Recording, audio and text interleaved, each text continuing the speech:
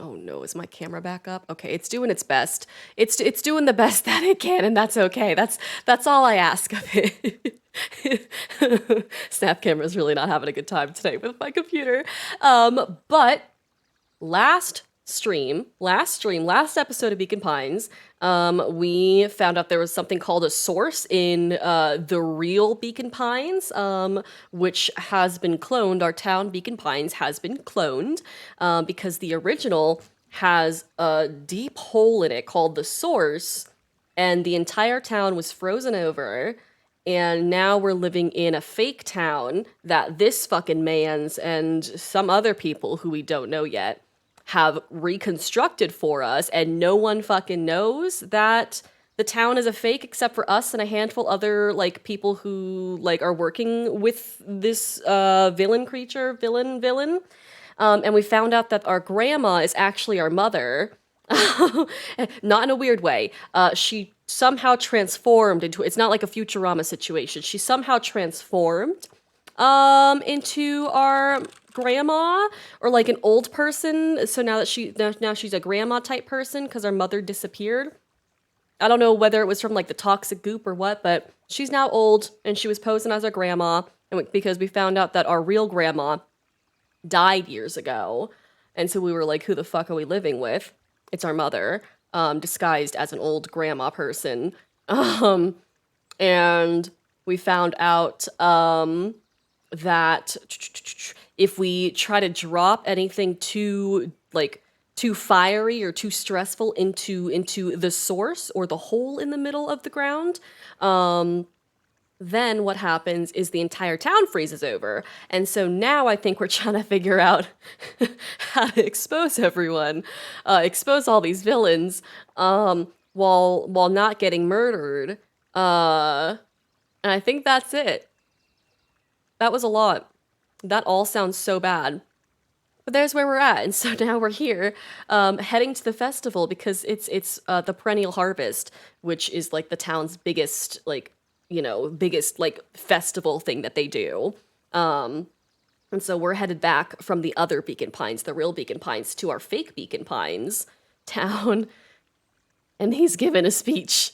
That's it. That's where we're at. Yeah. So there we go. There's a nice little recap for us. And we'll see if I remember all the people's voices that we did. I'm sorry if they change again, because hi, it's Monday and I'm here. And that is what change is all about. And here we come with our grandma mother person. We're gonna keep calling them Grammy, because calling them mother at this point sounds really weird, I think. Grabbing the future by the scruff of the neck and making things happen.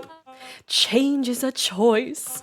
I am tickled pink that we will all be making that choice together. We love him because he's a great villain. How great is that? This man is a liar. Excuse me? I will not. This town has a dangerous secret, and perennial harvest only exists to keep it hidden.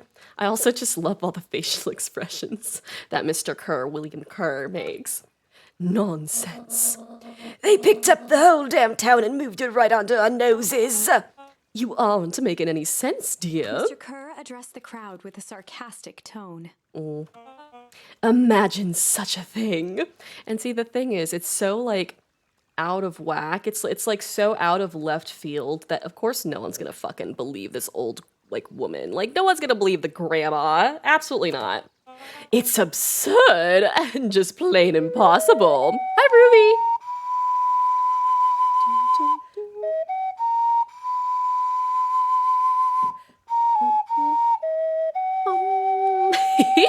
How are you doing? I hope that you had a good weekend and are having a good week so far. It's good to see you.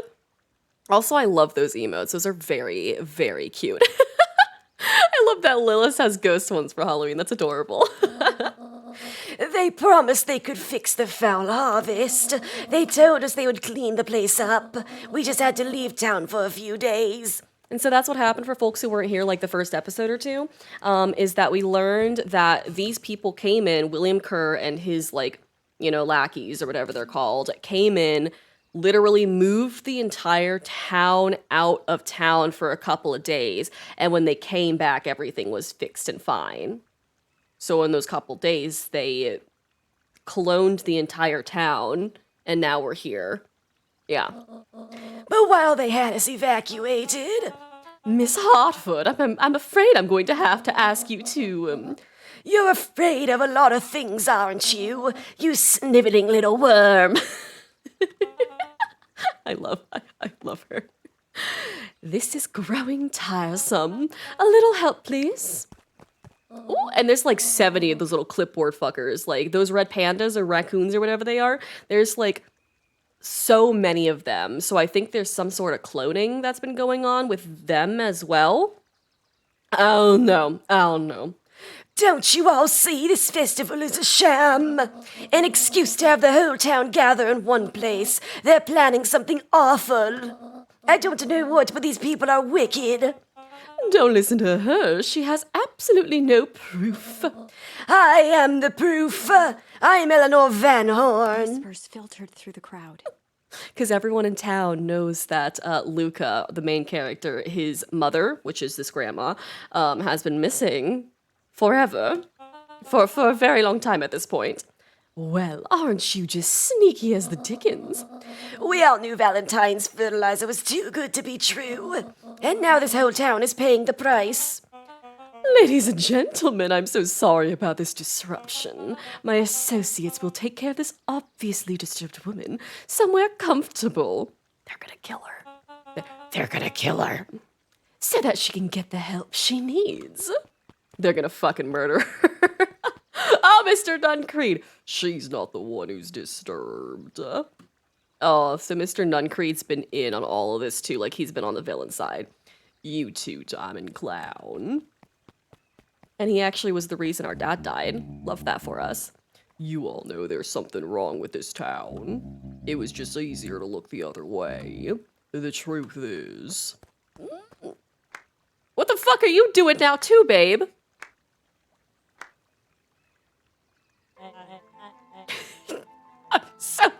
Don't tell me that this little small child is the fucking mastermind behind everything. I'm gonna be so upset.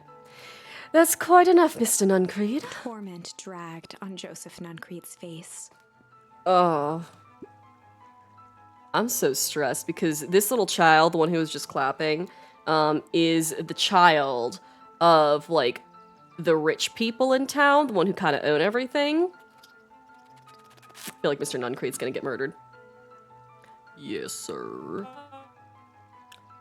So he's gotta be in on it. I'm so stressed because this child was so nice to Luca in one of our first scenes in this fucking game. So to find out that he's, like, on the bad side, it makes me very upset. Very upset, actually, because he was so nice and so kind. And the whole thing was, like, whenever we met him, he was outside Mr. Nuncreed's, because Mr. Nuncreed owns the pharmacy. He was outside the pharmacy getting licorice or something from Mr. Nuncreed, and he was like, we have a deal going on. Like, he just gives me all the licorice I want. Probably because all this shit's going on, and that he knows what's happening. I hate it here. Take them away. No, I want them to see this. Oh, God. Ah, the ever-tempestuous Eleanor Van Horn. You've been quite a thorn in my side. Like a weed that's burrowed in where it doesn't belong. I must confess you look dreadful. He paused for a moment, That's plucking fucking a piece rude. of fuzz from his sweater and discarding it to the ground. Consider yourself in rare company. You've managed to pull one over on me. It won't happen again. I knew you had some sort of plan to disrupt our little party, but alas, I expected something a bit more impressive than incoherent rambling. No matter, your failures are yours to bear. He's like 12! Come on! Mr. Kerr. Yes, sir. It's a shame it was cut short, but I thank you for that rousing oratory. I will take it from here. Yes, sir, of course, sir. Oh my god. You've done quality work for me, William. You can look forward to the recompense we agreed on. Kerr gave a bow of deference. Founder, you are most gracious. Gasps rippled through the crowd. Oh my god.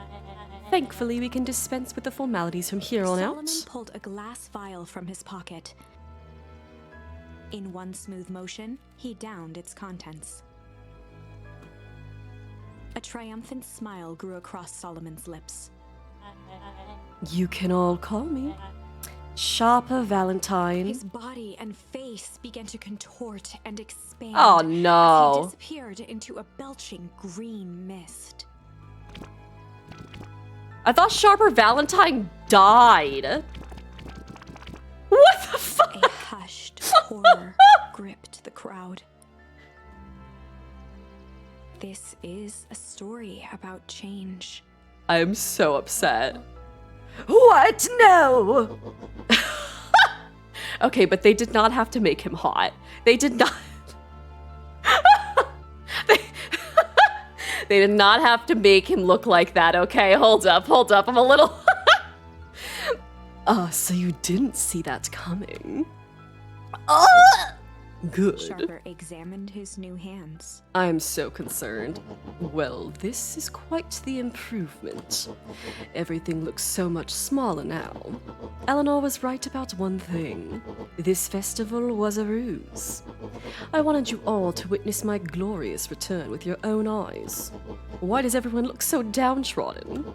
This is a celebration, people. Maybe it would help if we set the mood. Mr. Kerr, be a dear and reveal the sign. Sharper Valentine. This man is so conceited. Wonderful. Sharper choked out a crude squawk of laugh. I'm so concerned. Frustrated grumbles sprinkled through the crowd. Sharper, you malicious bastard! Oh, we got a malice charm. I'm excited to see where we're gonna use that. I'm glad you're back so I can tell you to your face. You destroyed this town. We ain't gonna let you get away with it again. Sorry, this is not the time for audience participation. Some assistance, Mr. William Kerr? Kerr gave a subtle nod to the clipboards. Oh no. You coward! Hi, Mr. Sloth Person. I can't remember your name. Geoffrey. His name's Geoffrey. Bye, Geoffrey. Does anybody else have anything to contribute? Helpless quiet settled over the crowd. I thought so. Did you all truly believe you could be free of me? A town of complete and utter fools. You people should be celebrating my return. You clearly lost without me. And that leads me nicely to my children.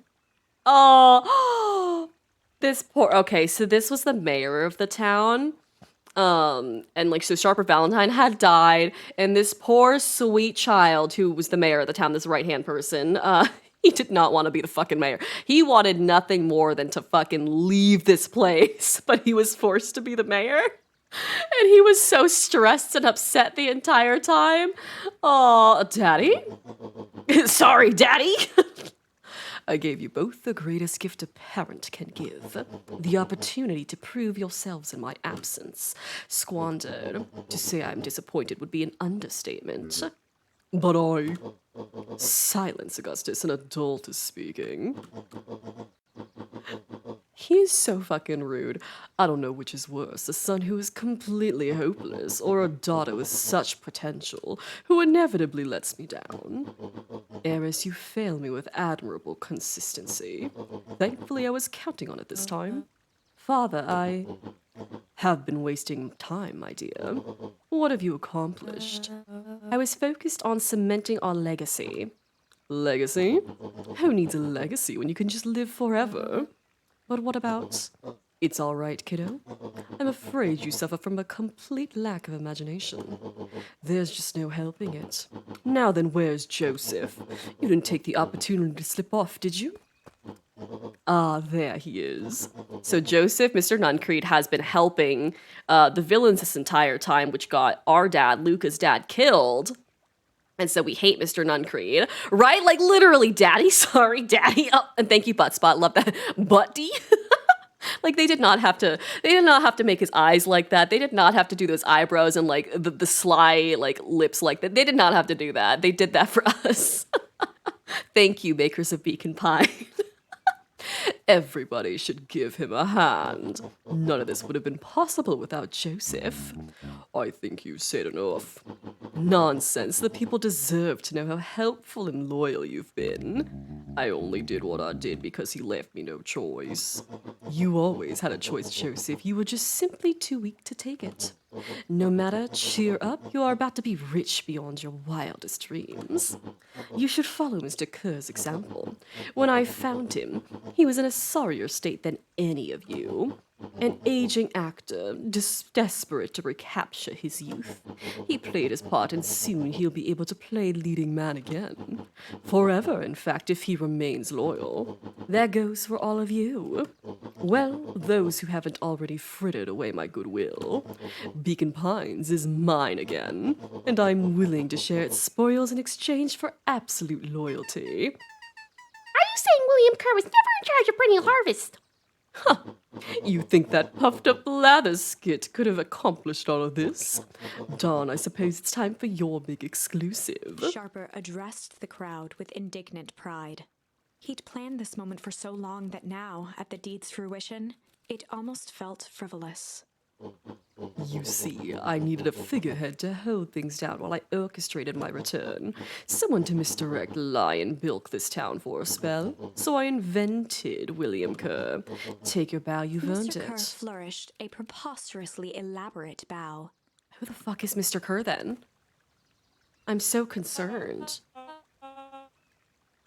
Patrick C. Montesquieu, thespian extraordinaire, at your service.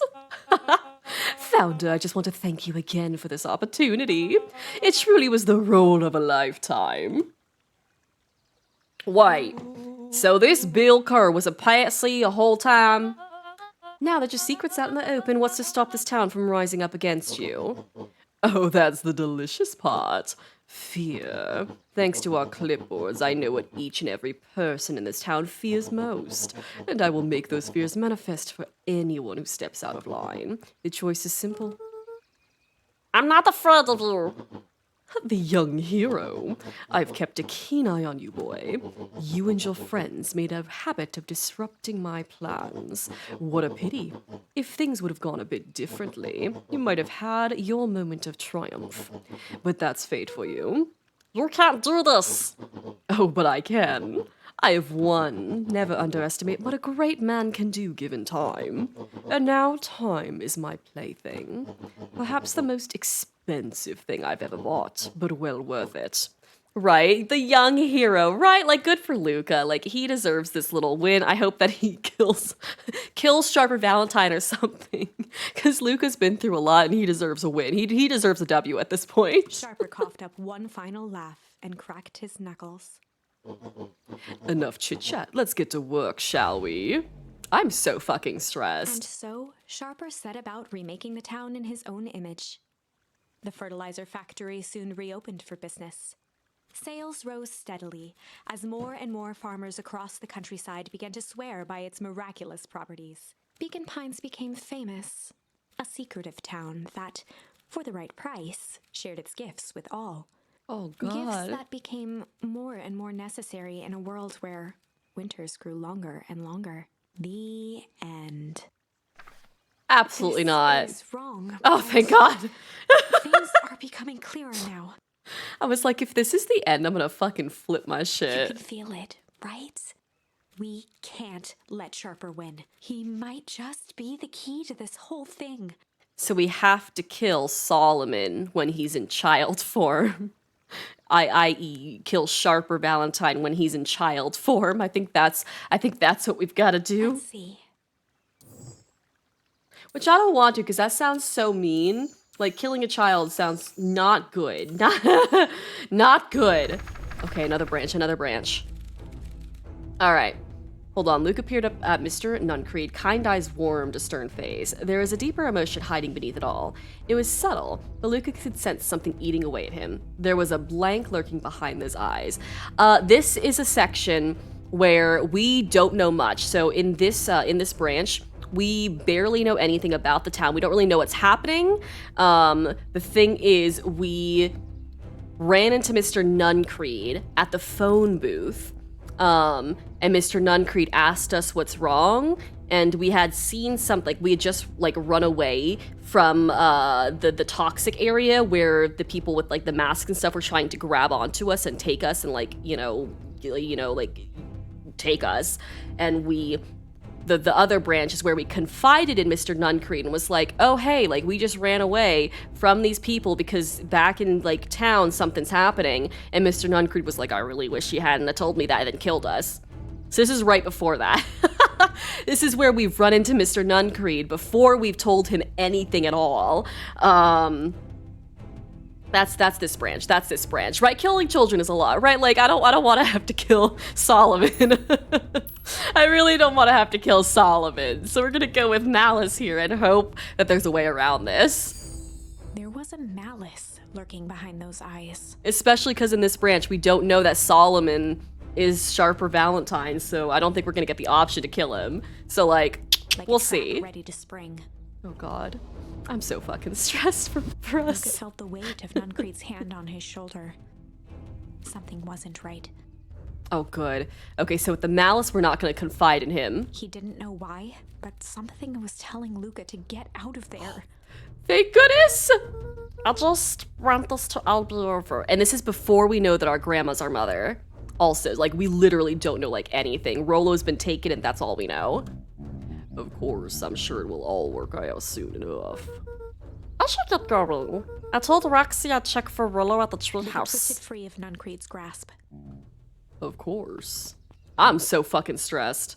Luca, you know your dad and I were good friends back in the day.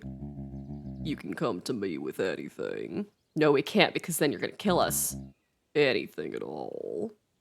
That was a fucking lie. Insert that meme. Why you fucking lying? Always fucking lying. Oh, and there's Solomon. We're not even gonna talk to Solomon because now I'm scared for my. Actually, no, we're gonna talk to them because now I gotta know.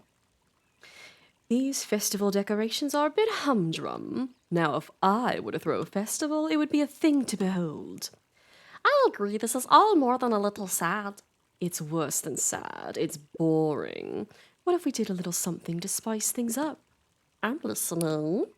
You know that festival sign waiting to be unveiled? It would be a shame if someone... scurried off, eagerly formulating a plan. You know, good on y'all. Fuck everything up while you're in child form. Okay, let's go this way. I'm going to the treehouse.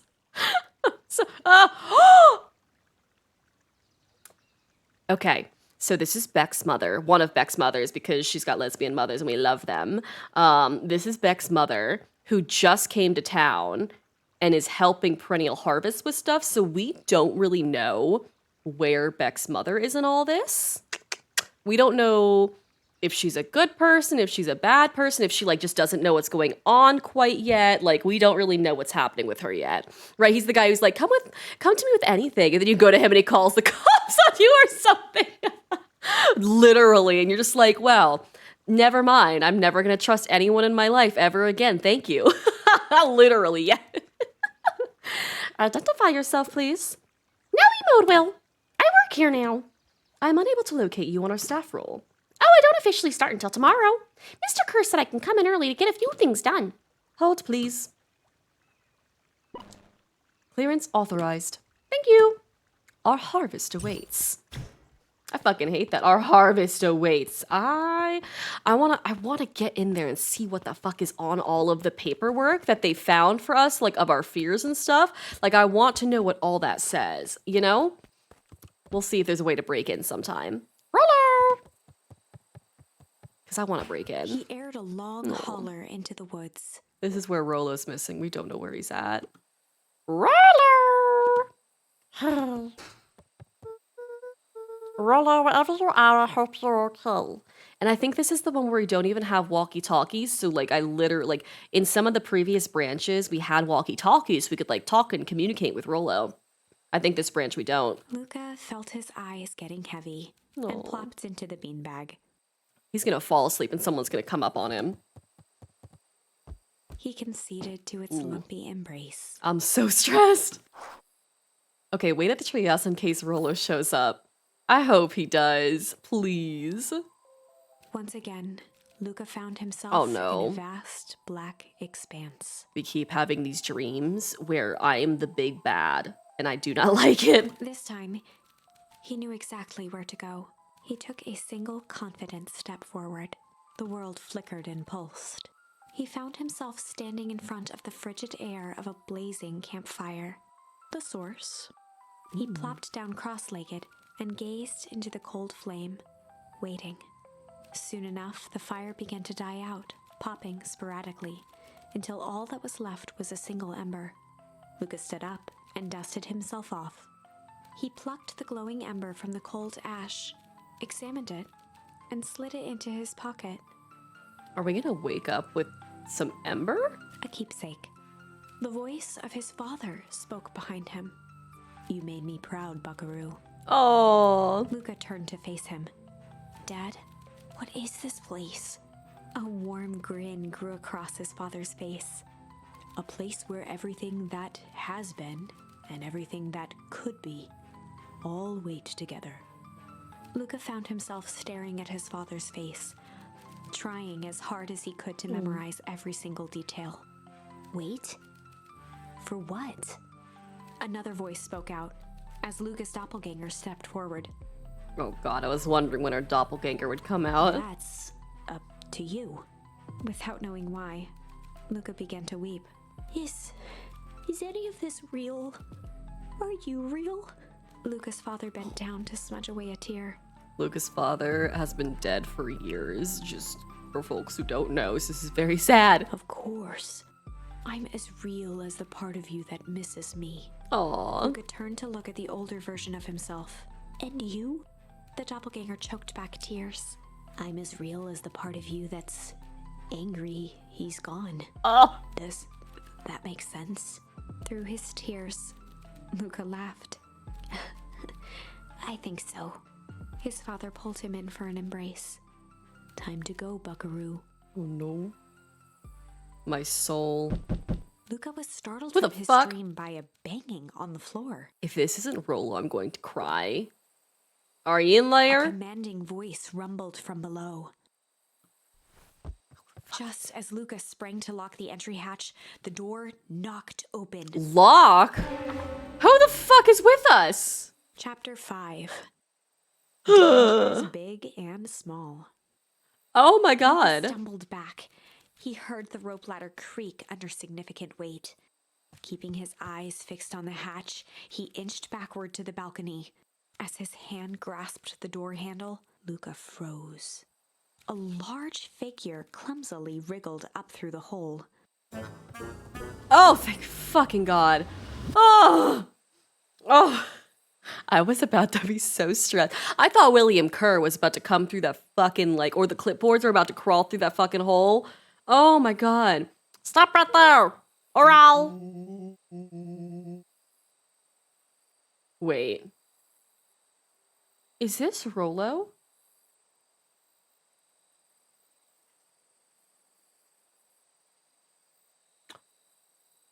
So Rolo used to be our size, not even yesterday. And so I'm really confused as to why Rolo's now 19 instead of 12. I'm so concerned.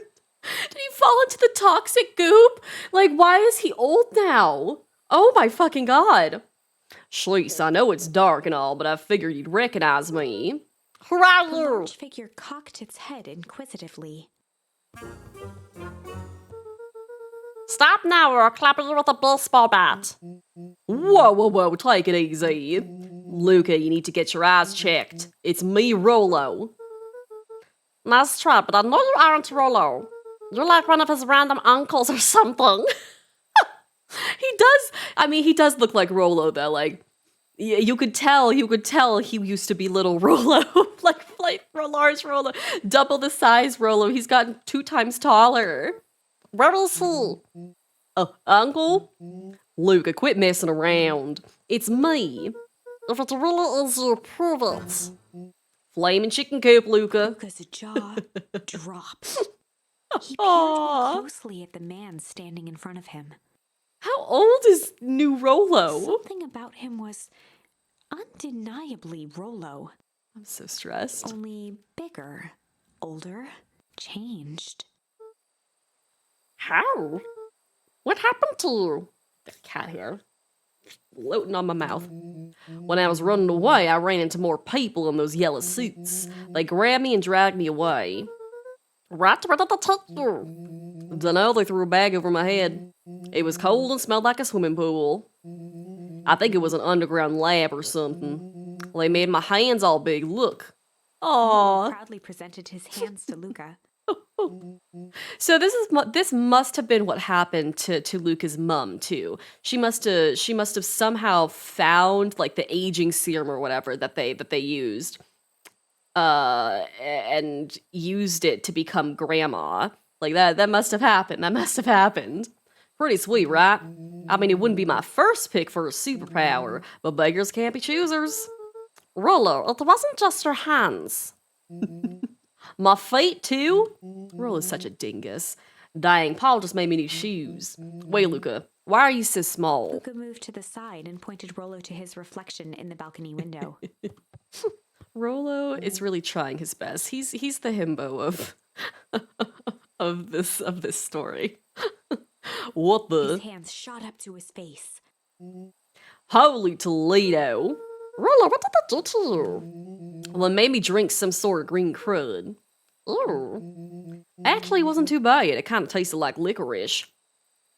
So that's what all the licorice is for. That Solomon takes from Mr. Nuncreed. Do they just use it to flavor the green goop? Because, I mean, it does have a strong flavor, doesn't it? I passed out and woke up like this, and then I sorta smashed open my cage and escaped.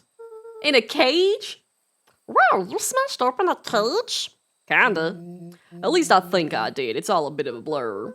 They had you in a cage. Who are these people? I don't know who did this to you, but we're going to fix it. Fix it? Well, this is awesome. Well, I'm just glad you're safe now. Like, Luca, you don't need to worry about me. Sure, I got snatched, but look at it this way. I got snatched. I know where snatched people go. We may finally have a lead on what happened to your family. I mean, that's true, that's true. Maybe you're right, but this all seems dangerous. Danger? Rollo shadowboxed a few jabs. Oh no. I'll take them all on. Well, I guess now that he's, like, taller and stronger, he probably has a chance against all the fucking clipboards, right? Like, Beck! Ah, we love Beck. We love Beck. She's my favorite. Hey, fellas, what's up? With a yelp, Rollo dove behind Luca. Oh, they haven't met yet. Rollo and Beck haven't met yet. Oh, take cover. Did I come at a bad time? Also, was her hair always blue?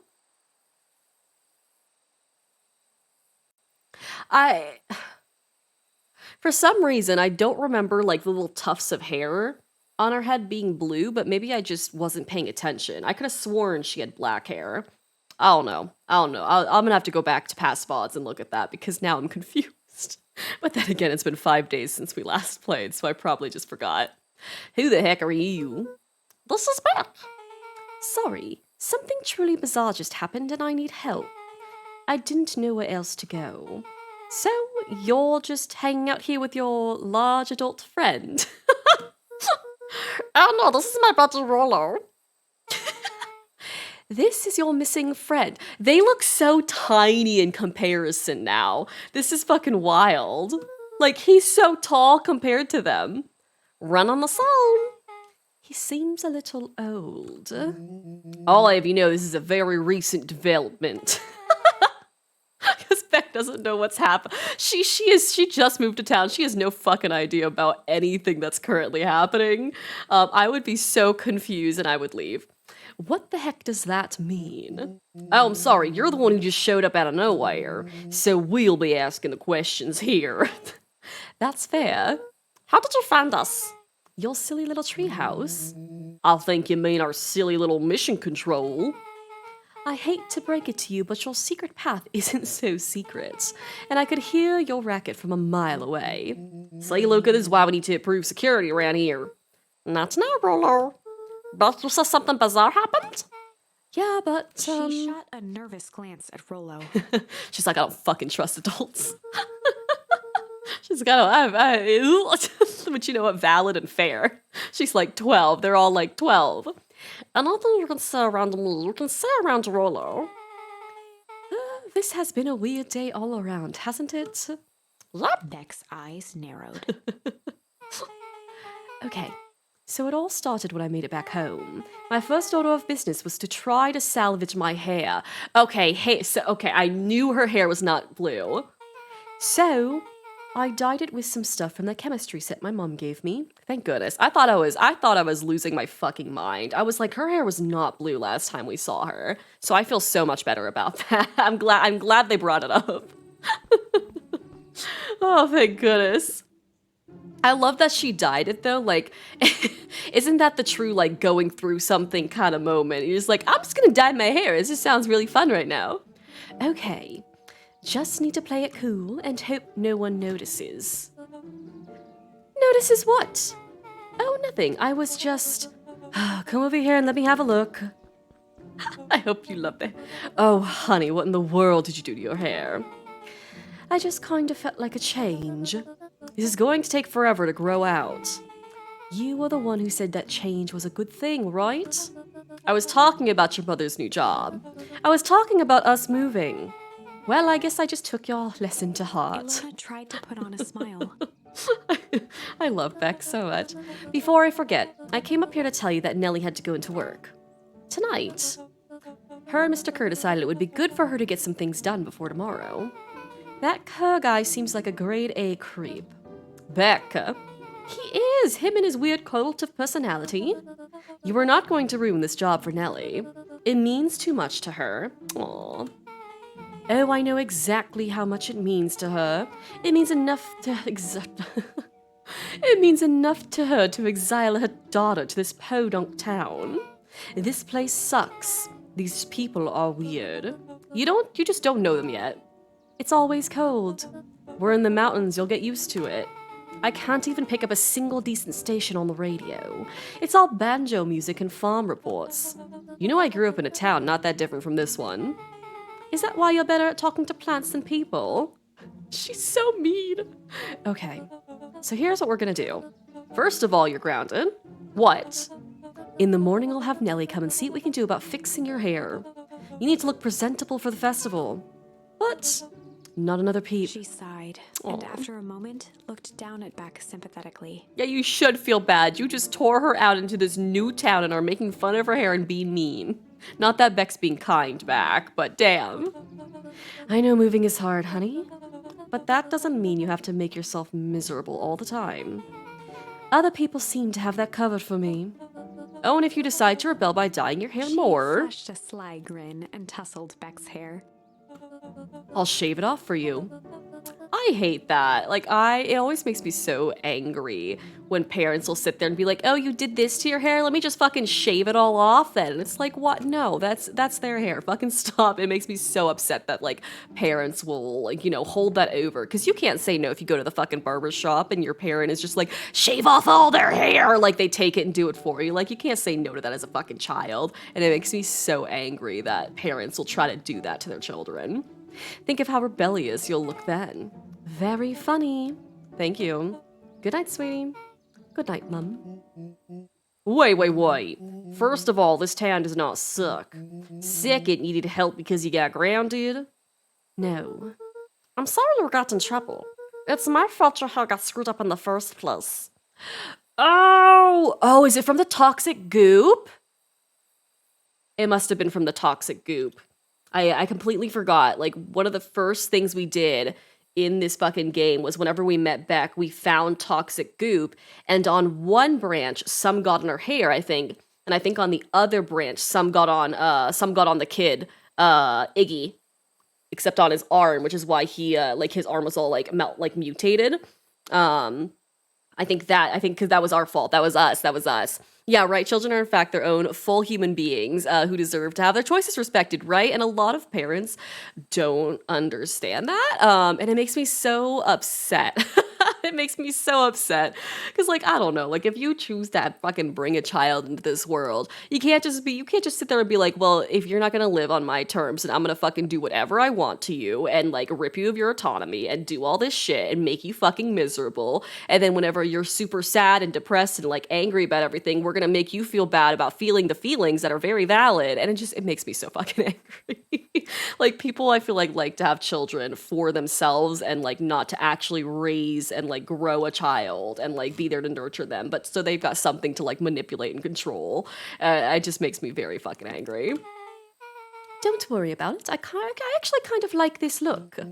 Great. Can we get back to the story now? This next part is the important bit. I had this radio I upgraded with my mum, and I was too angry to sleep. So I tried to dial into something worth listening to. Is she gonna have, like, she must have found the fucking radio frequency that Kerr and the clipboards used. Yes! I knew Beck was gonna be, like, the MVP of this fucking game. Like, she has found the frequency that Mr. Kerr and his goons talk on, and she's gonna be the thing that saves this fucking town. Love this shit. Mr. Kerr, are you there? Mr. Kerr? Yes, I'm busy. What is it? Apologies. I have the founder on the line. Hatch him through immediately. One moment. Hello, sir. It's so nice to hear from you. Skip the pleasantries. What's your report on the new lead researcher of deep engineering? Nellie Modewheel seems to be integrating nicely. At this very moment, she's working to help us meet our deadline. She offered to work overtime before I even had the chance to suggest it. Excellent. And you have faith that she's capable of finishing the work left by her predecessor? Her work must be complete before the festival. I will make sure she stays day and night until it's accomplished. Good. You know how I feel about loose ends. Yes, sir. Once she's finished the work, we need to make a determination regarding her long-term prospects in the company. Immediately, sir. I usually have more time to fully bring people into the fold. We are in the endgame, Bill. After your failures with Dr. Prescott, I can't afford to take any risks. Of course, sir. No loose ends, sir. Once she finishes the work, she will either leave the office completely committed to Perennial Harvest, or she won't leave at all. Perfect. Sir, if I might suggest, maybe we should delay just for a bit. Oh? It's just, we seem to be rushing to hit this festival deadline, and rushing into things has caused some issues in the past. I see. Please understand that I want what's best for you. I'm eternally grateful for all the work that you've done for me. Bill, I'll make this very clear for you. I brought you in to make things run smoothly, not to have opinions. Oh, of course, sir. Chin up, Bill. You are only a few days from having everything you ever dreamed of. Yes, sir. Thank you, sir. Ooh! Wow. Yeah. Just so we're clear, when they say loose ends, they were talking about murder, right? Like actually killing somebody, capital murder. Luca gave Rollo a quick elbow to the ribs. They're gonna murder your fucking mother, aren't they? Like, Rollo just doesn't go, whoo, over the head. Who's this founder? I was hoping you folks would know. Now, as far as we know, Kerr is the top banana at Perennial Harvest. He sounded scared of this founder guy. So we've an even topper banana on the field. What the hell is my mum caught up in? Has she talked about the job much? Not really. She said she was going to come in and continue the work of someone she respected. Luca, do you think that body at the warehouse was, the person Buck's mum came to replace? That would make sense. Like, it seems like Nellie's predecessor got, loose-ended. I'm getting that impression. Okay, so we need to get your mom out of there before the festival happens. Well, it's too late away. Won't you just come home after work?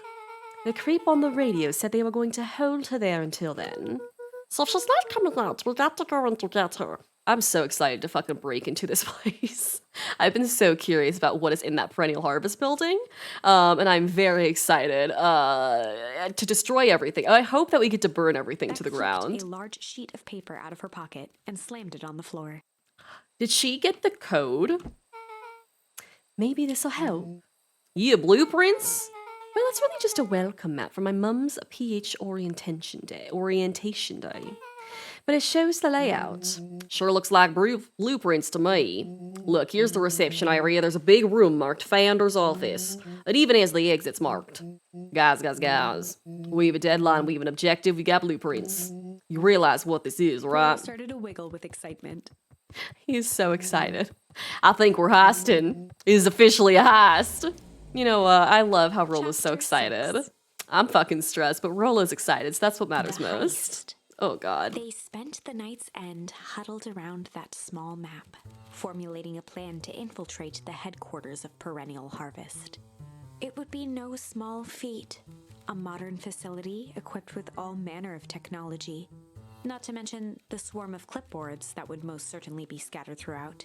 By the time the sun began to peek through the car window used as a makeshift balcony door, all were in agreement. This could just work. How many times are we gonna die in this branch, I wonder? The final day before the festival would be used to prepare. They'd need to pool every resource at their disposal, pull every favor with a thread, even enlist some unsavory characters around town with important tasks only they were suited for. We better get Joffrey involved because Joffrey fucking wants to tear down the Perennial Harvest folks. I hope we get Joffrey the Sloth Luckily, involved. there was enough ill will and mistrust toward Perennial Harvest that alliances could be found at a bargain. I'm so excited for this. Back and Rollo rubbed their eyes as they exited the treehouse. They hadn't slept at all that night. There was no time. The festival was to begin in one day, and they each had their assignments. Are we gonna go around, like, asking people to help us this day? Alright, quick recap. Rollo, you're going to talk to Roxy. Cordially. Without her and Fritz, this whole thing's going to bust. Me, Cordial's my middle name. Uh-huh. And how do you plan to explain your Waved new... vaguely at Rollo's sizable figure. He's now taller than Roxy, his older sister, so that's gonna be a fun conversation for them. Circumstance. Bah, she'll be so happy I'm alive, she won't even Dex notice. snorted an involuntary giggle. She's gonna notice, she's gonna fucking notice. And but, you're sure Elena won't just shoot this whole thing down when she hears it? She'll listen. Once she understands the danger Nellie is in, the danger we're all in, the plan will make sense. Okay. That leaves me with Geoff. I knew he was gonna go to Geoff. Yes! I'm so excited to see what role Geoff plays in this. How are you going to persuade them? I think of Each something. looked at each other with sleepy confidence and nodded. I'm excited. This is gonna be great. Well, Godspeed. Geoff, I think in one of the other branches, Enlist Help Geoff, and Iggy and Tish, I think in one of the other branches, I swear I remember them saying that, like, we used to trade Geoff things, but I can't remember what. Okay, let's go find them, though. All right.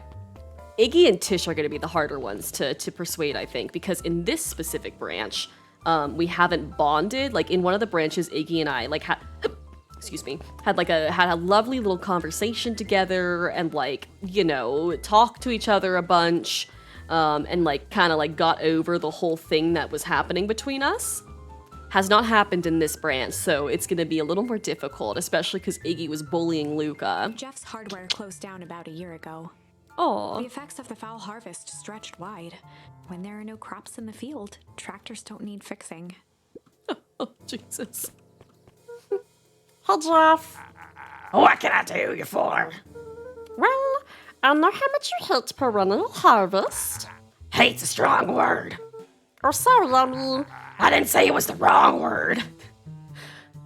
Geoff is truly the, I want to tear down every single fucking rich person energy, and I love him. gotcha. So we're going to break into their headquarters, and I thought you might be able to help. Jeff wheezed out a long snicker. I feel like Geoff's gonna do this for, like, literally no payment. I feel like he's just gonna be in for it because he wants to be in on this. You see, I knew you kids were all right. Great, so you'll Joy help? in Jeff's face drained instantly. Please help us. Not a chance. Geoff! Well, Give me one good reason I should risk my hide aiding in a vicinity of rascals. Into the sullen eyes of his would-be accomplice. Oh, The come first word that on. came to mind. Oh! Shit. Oh, hold on. What about shit, right? That seems like them for sure, right? Hold on. Shit or fight? Hi, junk, shit. Junk. I think we used to trade him junk. Junk, shit, or fight. I don't think hide is the right one. We're gonna go junk. Junk! Yeah, what of it? Sonny, I got more junk than a king has copper. I ain't interested. Fuck. Okay, let's try that again. Let's try that Luca again. wasn't ready to give up so easily. He shouted out again. What about shit? Shit! Yeah, it's all shit. I still ain't helping. Ain't that some shit? Fuck. Fight. What about fight? Right. I thought it was gonna be shit also. Fault! I done enough fun for one lifetime and more than my share of losing. Time to come to hang up the gloves. God damn it. Is it hide? Is hide the right one? How? Jeff's brow perked up. What'd you say? Go ahead and hide Sensing them. some traction, Luca carried on with vigor. Oh. Right, heartbreaking. I really thought it was shit. Let a bunch of kids do what needs to be done. We're not Jeff's afraid. scowl faded with a sigh. I love this. He's like, you're just gonna run away and hide? Say what you will about old Jeff, and they all do, but you'll never hear him say I hid from nothing. Good stomp of the foot was all Jeff needed to drive his point home. Oh, there we go. Right, got him. What was it you kids needed? Some sort of disguise. I got just the thing.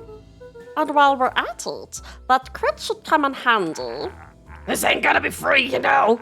I'm thinking 5 bags of sour gob should cover it. Put it on my tab? Offered out his open hand to seal the deal. Yes! With a firm and dusty grip, Jeff reciprocated. I'm fucking excited for this. Done. Swing by first thing in the morning. Hell yeah. All right, now where the fuck are Tish and Iggy? I think that's the question, because, like, I don't know where they hang out. You know? So that's gonna be the harder thing, and convincing them is gonna be a little more difficult because they're mean as fuck. They don't want to help us. Do you know where Tish and Iggy are if I talk to you? Because you're friends with them, aren't you? No? Okay, never mind. I take it back. You don't want to talk to us. That's fine. That's valid. Are they in the woods, baby? Hold on. They might be in the woods. Because I think that's where we last saw them. Or maybe they're up here. I don't know where the fuck they are. We're gonna look around until we find them. Oh, I love that bird. The falcon was so cute. All right, let's go this way, maybe. To the top? I already did that. All right. Down to the right, then. We're gonna go down to the right. And they're gonna be somewhere over here, I hope. I fucking never want to see Mr. Nuncreed again. Little asshat. All right, let's go up here. Hopefully. Oh, fuck yeah. Hey, Tish, look who it is. Luke, are you here to try and tickle us to death again? Look, just hold out. He raised an eyebrow suspiciously. We're listening. I know we've both been giant bags of shit to each other. Iggy gave a reluctant shrug. Because he's been bullying Luca. Luca has not been mean to Iggy. So. You're not wrong. But lately life has been kind of, strange, you know? He considered the point. I hope we're doing the right choices here. I fucking hope. Oh, fun! Hi! We have some rules, let me lend a hand. Don't be rude at any time and we'll get along fine. Our swamp is a perfect place. Hi! Let your rude remarks pass, remember to wipe that asshole, please. Our swamp is a perfect place. Hi! How are you doing, Obon? Hi, how are you? And hello for folks who don't know me, I'm Tofi. I'm a non-binary Asian American content creator who loves Shrek, and that's all. How are you doing? How is stream? Thank you so much for railing in and bringing your lovely community over. How is stream? What are y'all up to? And also for folks who are just coming in, we are playing Beacon Pines. It is like a creepy adventure game that does have a couple of content warnings. So please, just to make sure I put those out there. Do not feel bad if you've got to raid and run for any reason, or if you aren't comfortable with any of the topics that this game goes over. But hello, it's an Octa raid. I always just love your emotes, Obon. They're so freaking cute. And for folks who don't know Obon, hold on, let me make sure I give her a shout out real quick. Oban is fantastic. She plays a lot of variety games and is always just really kind and really wonderful and just really, really cool. And I hope that you're doing well. How's everything going? How's everything going? I appreciate you so much. It's so good to see you. I hope that everything's been going well for you. I know everyone's been fucking busy. And so I hope that you've been able to like relax and do nothing and just like, you know, enjoy your time and not be too ridiculously busy with the 70,000 things you've got going on. But yeah, what were y'all playing today? But yes, we're playing Beacon Pines. And we're currently very stressed because we're about to go break into something. But don't worry about it. We're about to go try to break into Perennial Harvest. Hi, how are you doing, Synth? It's so good to see you. And 11 months, holy cow, I'm so glad to be here now. You give me joy and so many a smile. I hope to be here for quite a while, Synth. That's so sweet. Also, I really love that you do rhymes for all the times that you sub in people's chats and things. It's very sweet. It's very cute. I hope that you're doing well, and I appreciate the sub. And I hope that everything's going well for you too. I hope that you're doing well also. And I really appreciate you. But yeah, we're trying to enlist the help of people in this town to go break into like the big bad corporation. We're trying to break into their like everything because they are doing weird things in this town. And so we're trying to like enlist people into breaking into this for us, and that's where we come in. Iggy considered the point. Oh my god. Never gonna give Synth, never gonna let Synth down, never gonna give Synth down.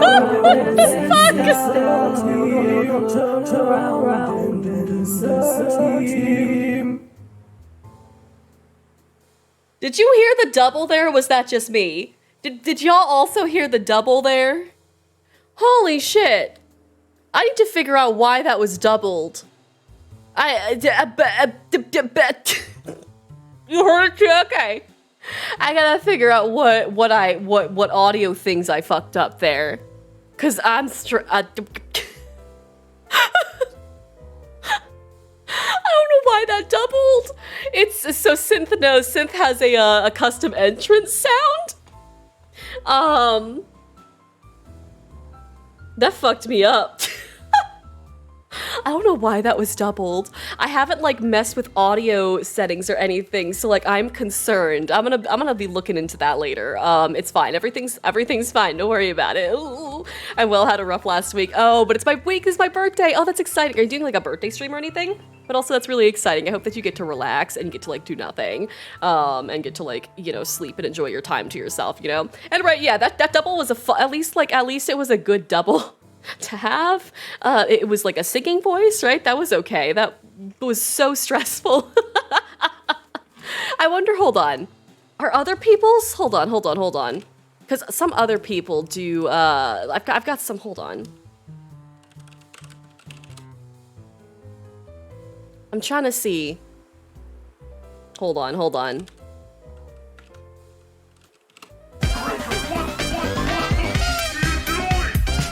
did you get up there? Okay, so Unbearably's doesn't double though.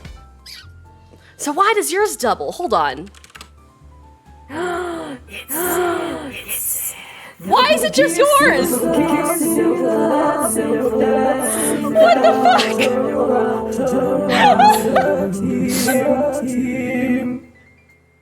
Why is it just yours that doubles? Hold on. Wait, what? I'm so sorry. I thought that other people's would, since yours was. Hold on. Why? What? I'm so stressed. Why is that doing that? Hold on, let me go to users. Hold on. Let me look at my Mix It Up bot real quick and figure out why that's doing that. What the fuck? Did I double it on accident? It doesn't look like it. Hold on. It doesn't look like I doubled it in Mix It Up bot. So what the fuck? I'm gonna figure that out after stream, I think, because I feel like it might take a little bit of poking around for me to find out why that's happening. Right? Isn't that fucking weird? It's only synths. And I've only got one sound there. Also, maybe I accidentally put the audio output device to like a different audio source. Maybe that's it. Maybe maybe that's what happened. Hold on. I'm gonna lose my mind trying to figure out why. Hold on. Default output device. Hold on. Let me go to default output. Let me save this. Hold on. I think I fixed it. We're gonna try one more time. Oh, now you're just not gonna work? Fuck. I'm gonna figure that out later. Let me write this down. I changed it to like the default output, which everything else like unbearably's was in, and then it just didn't output it at all. So that's not stressful at all. So hold on, let me write this down. Fix since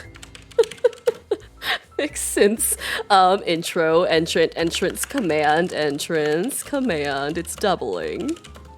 If I don't write it down now, I'm gonna forget. Okay, cool. Anyways, let me re-output the game and the warnings.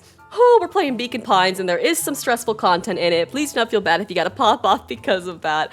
And we are sleuthing. Right now. That was so fucking stressful. Thank you for that adventure. Oh God. Things happen weird around here. So I'm offering a truce and asking for your help. What do you say we, Break? Break. Because Iggy is gonna be so excited to break shit. break our hostilities, at least for now? We do like breaking things, even if truth means less breaking things. What if I told you there was a way to have a truce on the break stuff? Go on. I need you to cause a distraction so I can sneak into Perennial Harvest HQ. A wild-eyed grin spread God. across Iggy's face. So I love this. So Iggy is gonna start breaking shit in order for us to get into Perennial Harvest, and this is perfect for his character. My Luca Van Horn, I'm impressed. After all this is done, maybe you and Trish can come hang out at the treehouse sometimes. Glanced over to Tish, Aw. who nodded in agreement. Okay, in one of the other branches, where whenever Luca and Iggy had like a heart-to-heart conversation, he was saying how much he wanted to like get into the treehouse and like be friends and shit like that. And so it's very cute that in this branch, they're carrying it over and he's being invited to the treehouse. It's very sweet. Fine. But not because we want to see your crappy treehouse. He wants to see the crappy treehouse. We just like to cause chaos. Nod, Luca was off. He wants to see it. He won't admit it, but he wants to see it. Did you hear that, Tish? Gazed up at Tish with a smile. Oh! He invited us to hang out at the treehouse. Tear ran down Tish's cheek. Oh! Did they just want to be invited to this fucking treehouse the entire time? I never expected this day to come. How wonderful. Are they gonna become the Chapter best 7. friends now? Are they all just gonna be best friends? That makes me so To happy. the hive. A good heist requires preparation, and thorough preparation takes time. Something they had precious little of.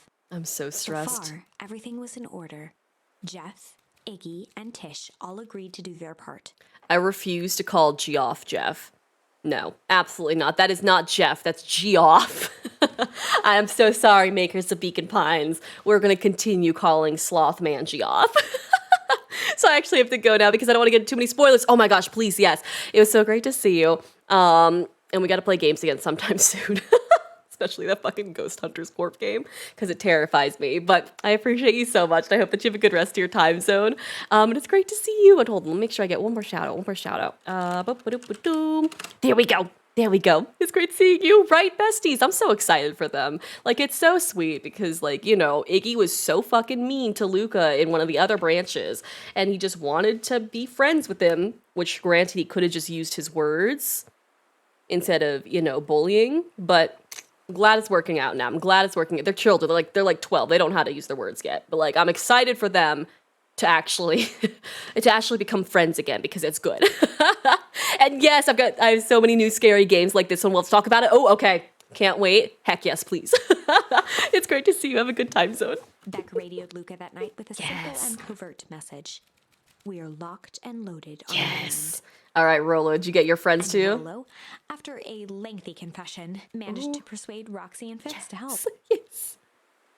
Oh, I'm excited. Okay, so we got He stowed everyone. away in mission control for the night to avoid attracting attention. Oh, valid. Rollo, being uniquely suited for the role, would be the first to breach perennial harvest. You know what? I love that, especially because no one knows what the fuck Roll looks like The now. outfit provided by Jeff wasn't perfect, but a Geoff. convincing disguise is 10% wardrobe, 90% confidence. Is that true? Is that right? I'm so stressed for what's about to happen. Rollo took a few vigorous breaths and shook out his arms.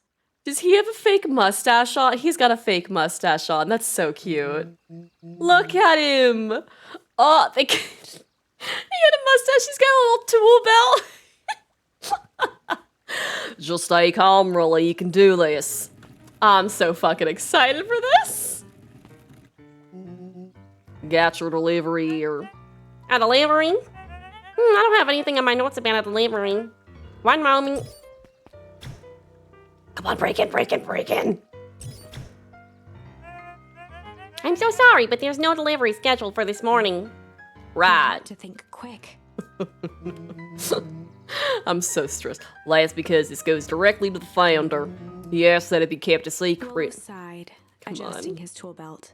You know how the founder can be. Come on. I hope this clipboard is enough of a ding dong to be like, oh yeah, that sounds okay. Come on in. Come on. I suppose we can leave this one off the records. Yes! He's gonna get fired or killed. Our harvest awaits With and a stroke of such. his mustache, Rollo proceeded into the perennial harvest headquarters. Is that box even gonna fit through the doors there? I mean, our harvest awaits. I mean, obviously it did, but yeah. Package here for the founder. Oh, I didn't hear anything about. Oh, yeah, it's a need to know kind of thing. I'll just He check. stammered and flipped through the pages of his clipboard. Well, this goes directly to the founder. I don't have time to fill you in. Oh, I see. If you could just complete this form. Rollo interrupted with urgency in his voice. Every time with the forms. Look, if you want to explain the founder why I'm late, well, it's your funeral. I'm sorry. Why did you say your name was again? Rollo panicked. Our harvest awaits. Our harvest awaits. Sir, this is a restricted area. Excuse me, sir. Come on, get in. Our harvest awaits. Oh my god! I love that they're gonna blow up the building. Ready to light this candle, Tish? Yep. Suck on this perennial ham fist. Oh my god. What was The that? distraction was enough for Rollo to regain his confidence. Oh god. Just open the damn door. I got a job to Boy do. fumbled around in a frenzy. You know what? I should check on that noise. Oh, come on. Just buzz me in already. Okay. I'd be so stressed. They're all gonna get murdered. All these clipboards are gonna be absolutely fucking murdered for doing this. Phew, that was close. Oh god. A harvest awaits. Hey, I figure. When in doubt, stick with the classics. Well, that was a close one, but you pulled it off. Nice work, Roller. All right, everyone knows what to do? Yes, deep engineering's to the north. I'll go with Beck, in case you need some muscle. I'll head each to the founder's office. You two be safe.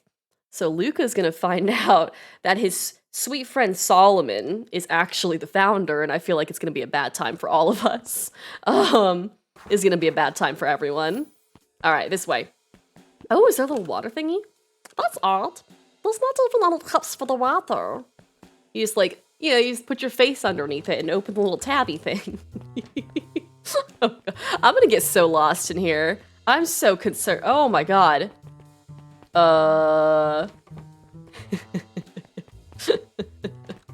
I wish they would have let us take a look. Oh! That's the founder. He's gonna kill us. Hi, how are you, Curls? How are you doing? How's everything going? I'm so fucking stressed for Luca. Solomon? Solomon stopped in his tracks. Luca? What are you doing here? It's a long story. Are you okay? A leer of confusion flashed across Solomon's face. Luca's gonna die. His words rushed out dramatically. No, I am most certainly not okay. Some strange people grabbed me and... Were they in hazmat suits? Like, you know what? Luca doesn't know. Luca doesn't know that Solomon's not Solomon. I'm doing great. I'm stressed. I'm glad you're doing well. I hope your day's gone well. I am so stressed for Luca. Like, he's gonna spill everything right now because he doesn't know that Solomon isn't Solomon. And then he's gonna get taken and experimented on. And I... Yes, how did you know? They brought me here and locked me up when they were distracted, I ran. Dang, okay. You should stay with me. We've got a plan. Solomon's facade briefly faltered. He's gonna be like, we? Who the fuck is we? Right, I'm fucking stressed, girls. I'm stressed. We? Yeah. Rollo and Becker headed to deep engineering. Thank heavens you found me. We gotta get out of here. We can't just leave yet. But they'll catch us again. We gotta do something first. When you were running, did you happen to see a door marked founder? He's the founder. Founder? Why are you looking for him? I'm not, I just need to get into the office. Now that you mention it, I do think I saw a door that said founder. It was just down this way. Luca happened to notice a Oh, plaque no. above the door. Oh no. I've got cat hair in my mouth. I got tofu hair in my mouth. Office of the founder. What's that TikTok sound? They know! They know! Lacking comes with consequence. Oh, here it is. Luca, you are a little dingus. You just saw Solomon walk out of the fucking founder's office. All of these children are so smart, but also not smart at the same time. It's fine, it's fine, it's fine. So it is. It's pretty lucky that I ran into you, or else I might have missed it. Truly fortunate. Luca tried the handle. Oh god. Locked. Solomon leaned forward to examine the mechanism. Regrettably, it seems to be some sort of electronic lock. I don't see how we could possibly defeat a lock like Luca that. smiled and looked at his watch. Oh no. Let's just wait a minute. Oh god. Ah! Is she gonna do something also? I'm so fucking stressed. She's gonna like short circuit everything. I can't wait. I don't know what sort of funny business you're up to, but I like it. Mind a quick hat tip and ambled off with a whistle. Oh god, does that actually work? Howdy. Good afternoon. Oh god. The light on the keypad changed from red to green. Luke is gonna die. How did you do that? It's good to have friends. Quick, let's get inside before someone spots us. Oh no. Oh, oh no. Luca switched on his walkie-talkie. Oh god. Roller, I'm in. As expected, there's a control panel. Great timing. We're stuck out a locked door marked 24601. Need you to get us through. What if someone catches us? We should get out of here. I'm not leaving my friend, Solomon. On the computer screen, a green cursor blinked in a password field. I love that Solomon is like trying without trying to make it obvious, you know, like he's doing a pretty good job. Also, hold up. On the back wall on that portrait, do you see that he's thrown the darts in his son's fucking face? So TLDR for anyone who wasn't here a couple minutes ago, like an hour ago or something, whenever we found this out, Solomon used an aging potion to make himself small, which is why he's currently in this form. But he's technically Sharper Valentine, like the big bad person who runs the corporation and like fucking is doing all the capitalistic shit.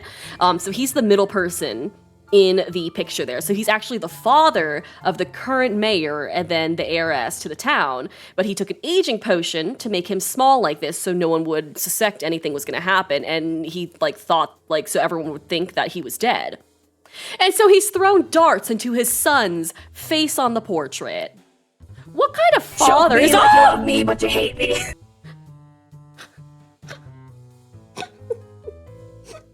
Hi, Umi, how are you?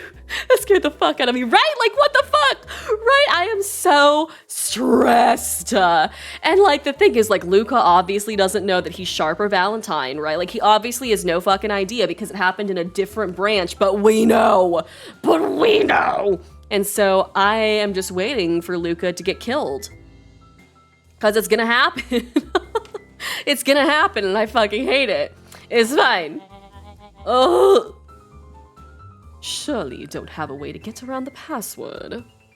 Luca pecked out his best guess. Underground secrets. Please tell me that's gonna work. I'm gonna cry if that works. The screen blinked to life. Columns of green numbers glowed on a black background. How lucky is that? Like, how... Only in imaginary life, only in an imaginary storybook world would that have actually worked. Right? Please not Luca. You know what? Luca's died like 17 times before this. He will continue to die and still be okay because we can restart the branch. Right? I'm so stressed. Eating Taco Bell. Oh, fuck yeah. I hope that, like, what did you get? I love those Doritos nachos. The Dorito, like, nacho tacos. Those are my fucking favorite. Not the Cool Ranch one. The Cool Ranch one is disgusting. The nacho cheese one is the best one. Or those Crunchy Wrap Supremes are so fucking good. It just makes my heart so happy. But I hope you're enjoying yourself, and I hope that you're having a good time, right? But yeah, that's wild. It's like a capitalistic demon, literally. He, like, in the ending of the other branch, where, like, he revealed himself as Sharper Valentine, he fucking just capitalized on everything and, like, just got more and richer and richer and richer, and just, it was fucking horrible, so we're trying to stop that. Thank you, Tubut Bell. I love that you also just had Taco Bell curls. I fucking love that for you. Taco Bell is, like, literally, like, peak food in my brain. It is so delicious, and it is so worth all the little like, the stomach grumblies you get afterwards. It's so fucking good. Oh, Cool Ranch one is good, but they don't make them anymore? I didn't realize they didn't make them. Good, because no one fucking liked them. I'm just kidding. I don't know, I don't like the Cool Ranch version of them, but that's fine. But I'm so sorry that they stopped making them for people who actually liked them, I guess. Like, that's kind of mean, I guess. And I got the Doritos tacos yesterday, but I'm eating, leftover bean burritos. It sounds fucking lovely. They just do such good food. I love it so much. They used to have this, like, Frito burrito where they, like, would add, like, Fritos inside the burrito, but they took it away, which is so rude because it's so delicious and I miss it because I like the little crunchies because my brain just needs a little, like, bit of crunchiness in a burrito, you know? It was so good. It was so good. Yes, rude as fuck. Literally, it's so fucking rude. And I used to love Cool Ranch chips so much when I was a kid. I would just lick the chips to get all the dust off before eating them. I love that for you. I did used to do that to the nacho cheese one, so, like, I can't knock that. I feel that on a deep level. And I love that for you. I used to do the same things with sour Skittles too.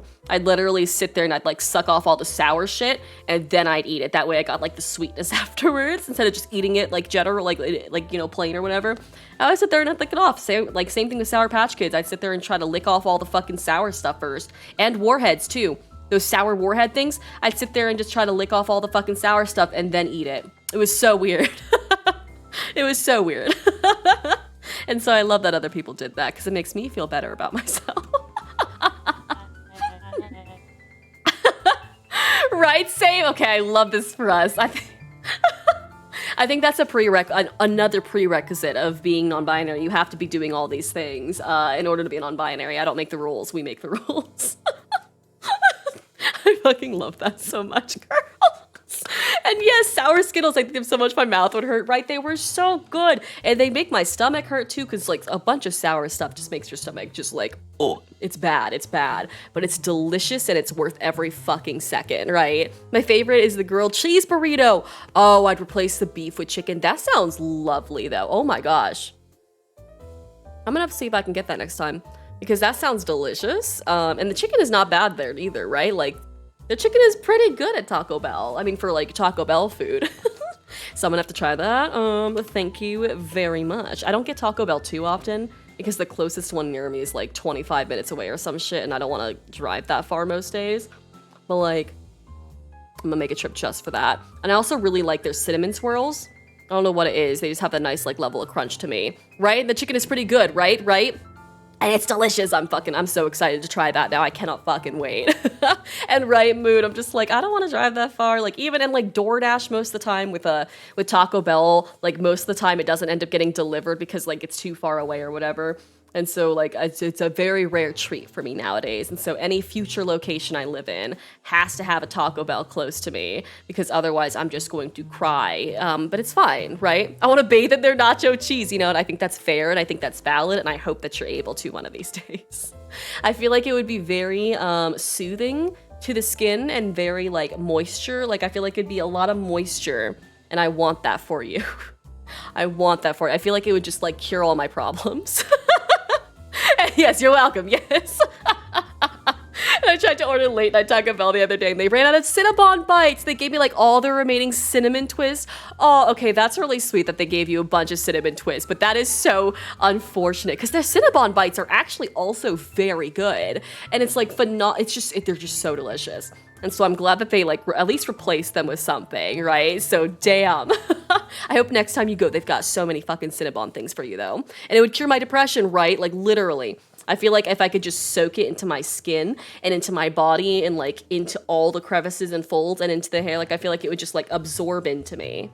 And it'd be delicious and lovely and it would be fucking fantastic. And I feel like all of us deserve it at some point. Come on, we need it. We need it and we deserve it in our lives. In this economy, you know? How did you guess that? It's this absurd password Roller heard when he went down here before. It's funny how someone arrogant enough to call themselves the founder uses such a basic password. Luca, you're gonna get grossly murdered. This man Solomon here is going to tear you limb from limb. You are insulting him right in front of his face. This child is insulting this grown-ass man. Right, it's a strong need. It's a good need, I think. Oh, God. Or they were thinking several moves ahead, not expecting anyone to guess something so simple. These villain types always end up outsmarting themselves. Solomon's jaw clenched into a half smile. Luca's gonna get murdered viciously. Your powers of deduction are as impressive as your luck. Luca quickly scanned the columns for number 24601. I'm so stressed for him. I'm so stressed. I'm fucking terrified for Luca. It's fine. Everything's fine. Roller, I think this should do it. Bango banga, doors open, Luca. You never fail to impress. What is that slippery lout even doing down here? The thing is, because he knows that Rolo was taken because it's because of him that he was taken. So Rolo was able to get out of the cage that he was thrown in after getting age juice pumped into him, and Solomon probably didn't realize until just this moment. And okay, but if you were in the pool of cheese curls, would you eat the same cheese with the chips while you're in it? Okay, but the thing is, listen to me, hear me out, okay? So, with other liquids, I would say no, because it's so liquidy that all the germs are getting everywhere. However, if you think about cheese and the viscosity of it and like the jiggliness of it and how like much you can move it and like really stir it, it's a little juicier, right? Like it's a little thicker, a lot thicker than like water or some shit. So like, as long as you don't eat the parts that your body has like physically touched, the germs aren't gonna get mixed around, okay? The germs aren't gonna get mixed around. And so it is safe to eat if your body has not touched the rest of it, okay? Yeah. Okay, but listen, if it's just like resting on my titties, I'll eat that too. That's valid too. I think that's valid too. I mean, as long as it doesn't touch my feet, I'm good. As long as my asshole doesn't touch it and my feet don't touch it, I'm good. Titty cheese, right? Thank you, butts rock too. Thank you, Bud Spot. Like, it's gonna be delicious. It's fine. It's fine. I'm so fucking stressed. We have a friend whose mom is in trouble. We're here to get her out. And so, like, I think with the thickness of it, like, I think it's fine to eat, personally. That's, you know, don't... I am not the ambassador for cheese eating, but I think that's a good explanation. And I respect your explanation. I would the shit out of it too. Yes, thank you. Yes. I feel like all of us would, and I appreciate that. Yeah, no butthole cheese. Literally, yeah. Just make sure my butthole doesn't touch it. Like, listen, with the amount of times, excuse me, not amount of times, with cats, you know, I feel like anything at this point, I've already, I've already gotten all the germs I can with cats. So not much else is gonna hurt me. With the way they put their butthole on everything, with the way they put their dirty little litter paws on everything, like, I feel like at this point, nothing can kill me. Nothing can kill me. So, like, what's a little body cheese gonna do to me? Yeah, quite literally the same, right? Like, my sweet cat Tofu has fucking deep-throated me with his paw before. Like, I have been, like, laying up on my bed, falling asleep, mouth open, and he is like stuck his paw down my throat before. So I think that, I'm good. I'm set for life. If I can survive that, I'm set. You know, like, I'm not gonna die. Right? We're just immortal, right? And my cat's ass is in my face so much, right? Like, they will literally just turn around and shove their fucking assholes in your face, or they will lay on top of you, asshole first, or some shit. We're good. Like, we've got all the germs in the universe already dealt with. Already, like, we're peachy keen, okay? And this is just the life of a cat owner. Like, this is just the life of a cat owner. Unless you just have, like, the perfect little angel cat that just sits on the side in the sun all day and doesn't come over to you and doesn't, like, sit on you and doesn't do all this other stuff. Like, even the little paws have been all over the counters, you know, like, all over the bed sheets. Like, it's not gonna happen. We're good. And yet, in the dark, I've tried reaching for my cat to pet, and guess which end I poke? You know, that's also a very valid cat thing. I can see it. I can see it. You know, yeah, because my cats don't sleep face first to me. Usually it's asshole first to me. Like, it's fine. And Tofu sleeps, like, you can't see it. I was gonna point. He sleeps, like, to my left and, like, a foot or two down from, like, where my shoulder is. And he, like, sleeps with his butt towards me because he likes having his head resting on the blanket that I've got at the foot of the bed. And so I feel that. It happens too often, yeah. Like, and I'm not gonna put a nightlight in the room. I'm too lazy for that because then I'm not gonna be able to fall asleep. Like, I'm not gonna have a nightlight in the room just to look at cat assholes because, like, I'd much rather not see that. I'd much rather take the L and accidentally poke an asshole every once in a while, you know? It's fine. Everything's great. We have a friend whose mother's in trouble. We're here to get her out. I see. Okay, Luca, I think we're close. The next door is marked 13806. Once again, Luke scrutinized the numbers on the screen. So In that stressed. moment of distraction, Solomon pressed a large red button. Oh, Solomon, you little asshole. Maybe this one opens the lock. Yeah, please, no cat assholes in my face as I open my eyes. Right, exactly. Oh, Solomon. We need to kill him. We shouldn't kill children. Like, we need to kill him, though. Crap, we got company. Luke, you must go faster. Run, sir! I can't think without this noise! Slipped the screen with his finger. Oh, that's me. Here it is! Don't you little six! Go, go, go! Curse these fumbling hands. My apologies, Luca. Don't beat yourself up. I know you were just trying to help. Luca just sees the good in people, and I think that's his downfall. Oh, no. Ah! Rolo, just tackle the clipboards. Tackle the fucking clipboards. Oh, man. No water cups. Rolo, I love how he just... What, were you gonna get water? In the middle of this chase? Like... Sir. Rolla, are you okay? Rolla, come in. Oh, not Mr. Kurt. Approached with a sneer and spoke into his walkie-talkie. I'm so stressed. You can turn off the alarms. They're With trapped. satisfaction, he called into the hallway. That, my dears, is a dead end. Nowhere to run. Please don't be in there. Rolla, are you okay? Oh, no. Yeah, I think we lost him. Making our way back to Nellie's office. Oh, fuck yeah. Oh, good! Okay, they got them. That's fine, that's fine. This is just Rolo's sister, Roxy, and her friend. That's okay. Okay, you two rabble-rousers are coming with us. Nope.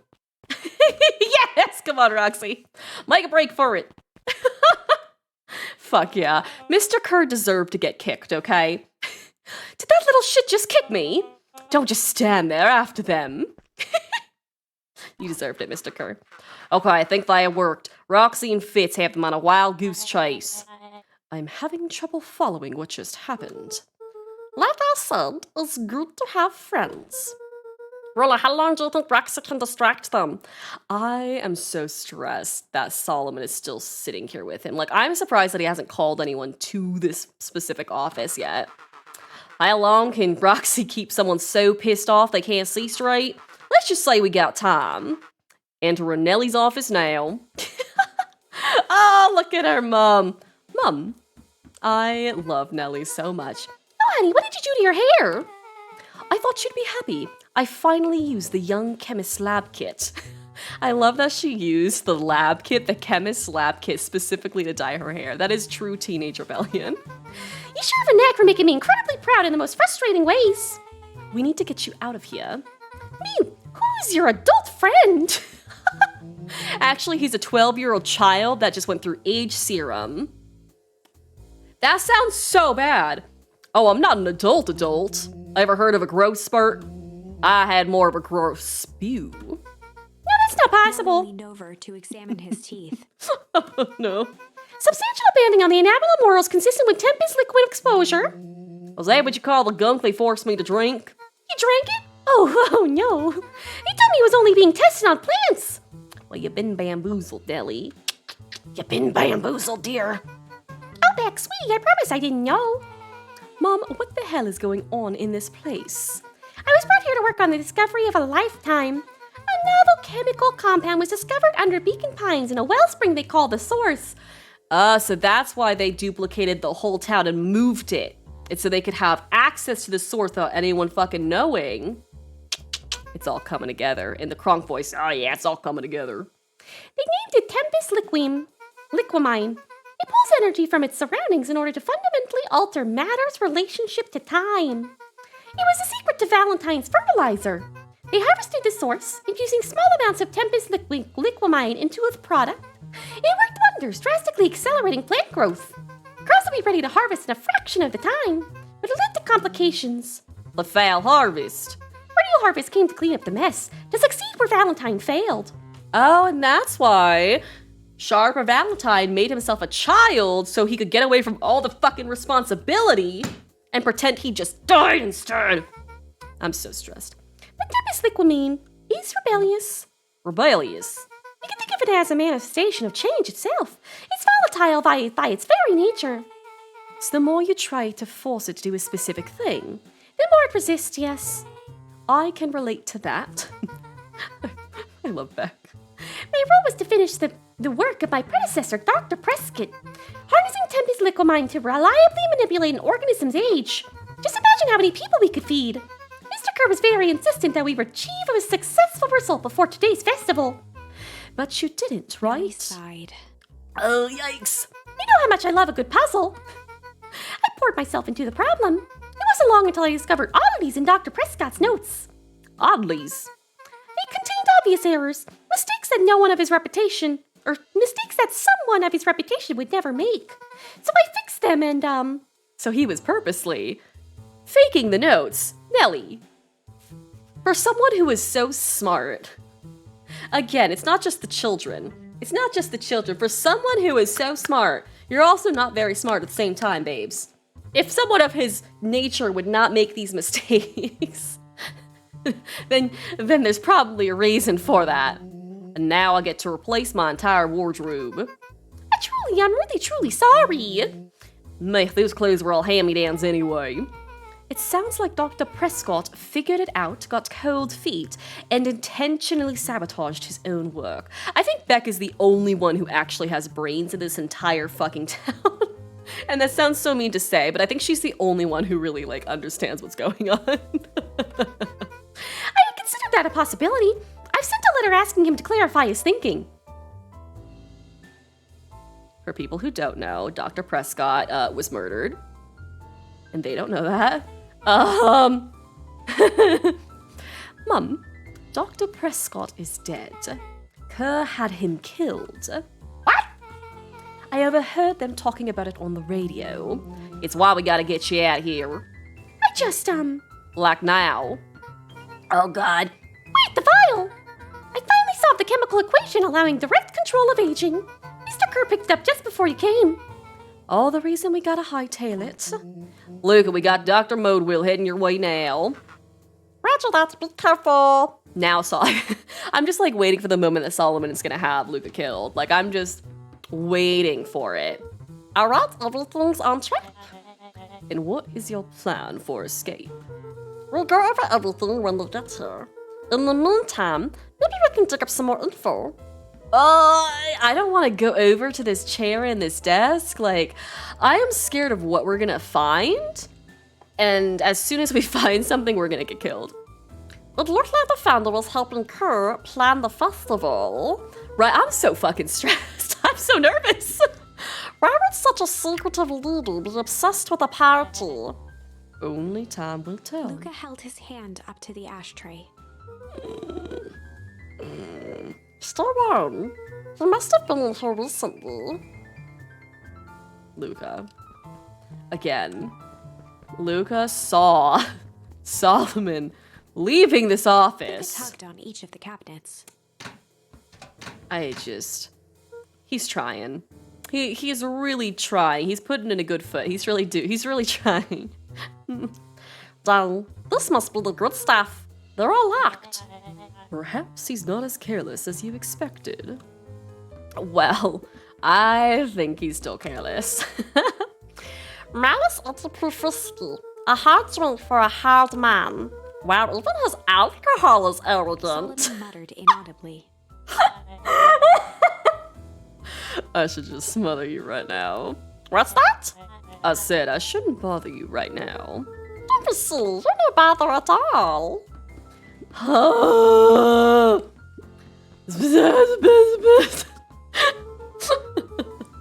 Let's see what else this bad boy has on it. Don't start touching things, Luca. Security system, time card locks, payroll. You know, for being so evil, this guy sure is boring. Solomon once again muttered under his breath. Just you wait. Huh? Oh, nothing. Yeah, right, Luca. Literally, Luca, what are you fucking doing? Like, he's gonna get and like the fact that, can you even see this? Hold on.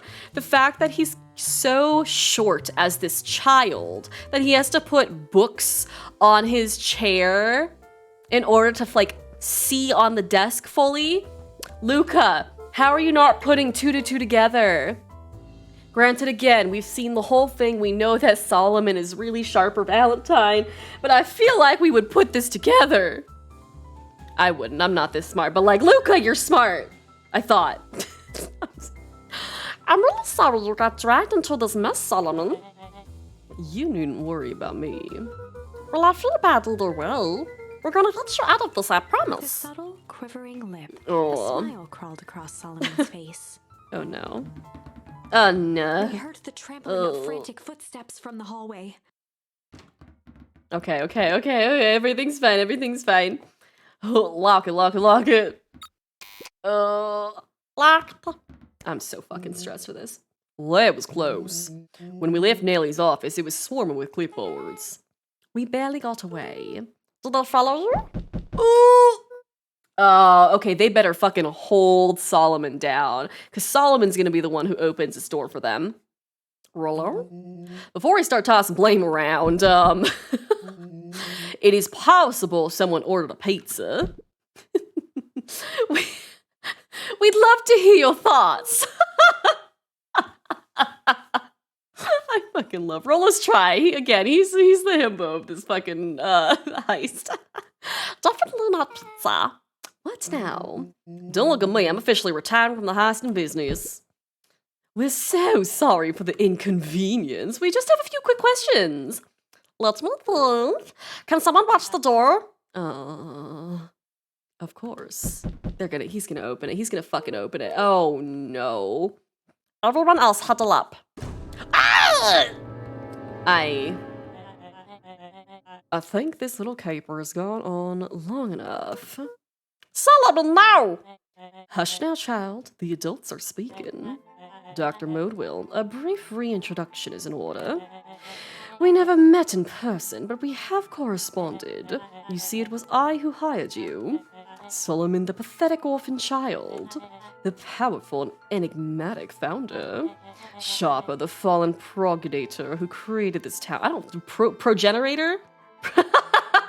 Progenitor? I don't know how the fuck to say that word. Who created this town. Perennial harvest, Valentine fertilizer, all connected by a single thread. Yours truly. But that's, Eyes searched the floor in thought. It's Solomon not. watched eagerly, waiting for the flicker of epiphany. With a sickened look, she peered into his Oh soul. no. Yes, now you've got it. Tempest the Queen, you discovered how to reverse the Solomon process. clapped with genuine delight. He's so arrogant. Very good, Dr. Modewell, very good. Though the discovery wasn't intentional, Solomon glanced down, examining his youthful form. and the effects went a little too far for my tastes. That's why you needed me to finish Dr. Prescott's work. Which you did admirably. Mr. Kerr, the vial, Kerr please. presented it with a theatrical Oh, twirl no. of the hand. I hope it falls and breaks. May I present to you the eighth wonder of the... Rollo snatched the vial from Kerr's palm. Oh, thank goodness. Come on, Rollo. Wow, this stuff sounds pretty valuable. Be careful, you fool. You've no idea what you have in your hand.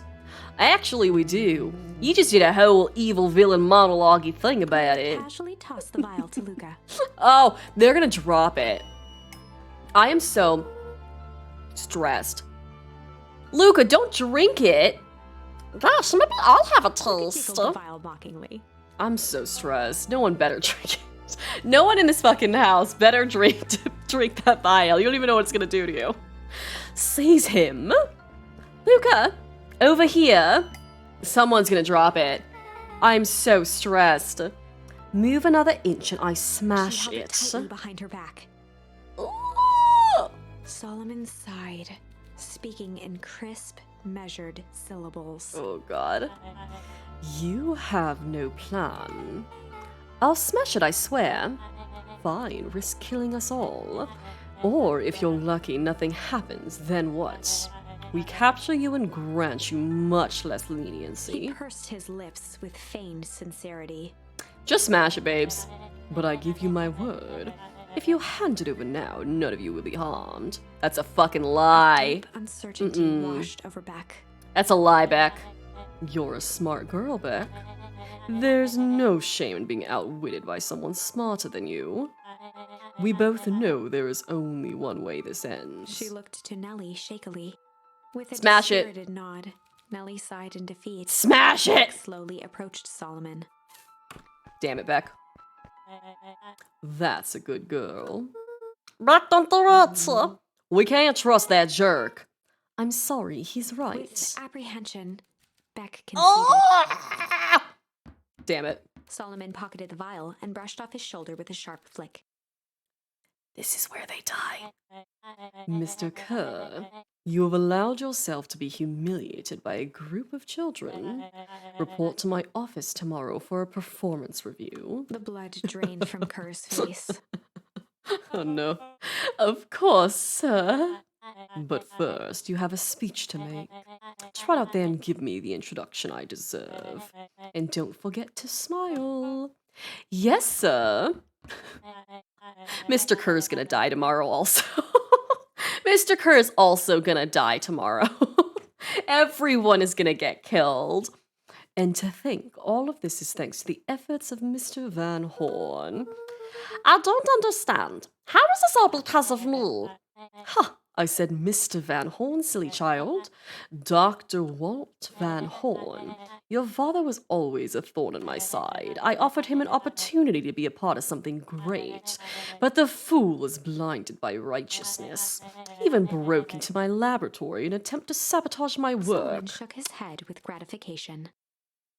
He killed our father. Oh! He killed our father! Oh! But the universe has a funny way of correcting course. And right, Kerr was not only humiliated by children here. Don't you think someone else deserves a performance review? Literally, all of them at this point have been humiliated by these children. Also, I hope you're doing well. I am so stressed for what's gonna happen. By meddling with a force he didn't understand, Walt showed me its true potential. Right? Like, as fate would have it, Luca, your father's dying act was to grant me eternal life. A muffled applause resonated faintly through the walls. What the fuck? Well, that's my cue. After the festivities and my subsequent ascension, I will return to deal with you all. Until then, I suggest you use this time to reflect on the magnitude of your failure. You three keep post outside the door. Oh, clipboards, we love you, come back. Actually, we don't. You've been rude to us the entire time. I am so stressed. Oh, no. Roll crap. Oh! I can't believe Beck sold us out like that. I'm not sure she had any other choice. So what, Naya? What's the plan? I don't have one. Of course you do. You always have a plan. Rollo. You just need some time. Rollo, it's over. We lost. No, we didn't! No, we didn't! And right... the floor, deep in thought. Okay, Nelly better have something for us. Yeah, they've been rude, but they're cute, so they are they really... You know what? That's valid. They are absolutely adorable, and there's like 20 of them that look exactly the same. And they might be clones, they might be doppelgangers, but I think that they're adorable, and I love them. So you know what? They're like half that. You know what? Like, I'm sure they don't want to be doing this. I'm sure that, like, something is being held over their heads. But the amount of times that they sweat whenever we talk about, like, the founder or, like, anything at all, like, I feel like they're not doing this willingly. Same thing with Mr. Nuncreed, right? Like, Mr. Nuncreed isn't doing it willingly, but he's doing it. Like, he's on the bad side, just not willingly. And it's still not good for them to be on the bad side, but something's being dangled over their heads, and it's stressful. Granted, they should just rebel and say fuck you to the big bads, but... Maybe we'll have a turning point. Sorry, Luca. Give me a minute to calm my mind. Okay, that's fine. Hull. I'm sorry, Luca. I did what I had to do. I know, it's just, we were so close.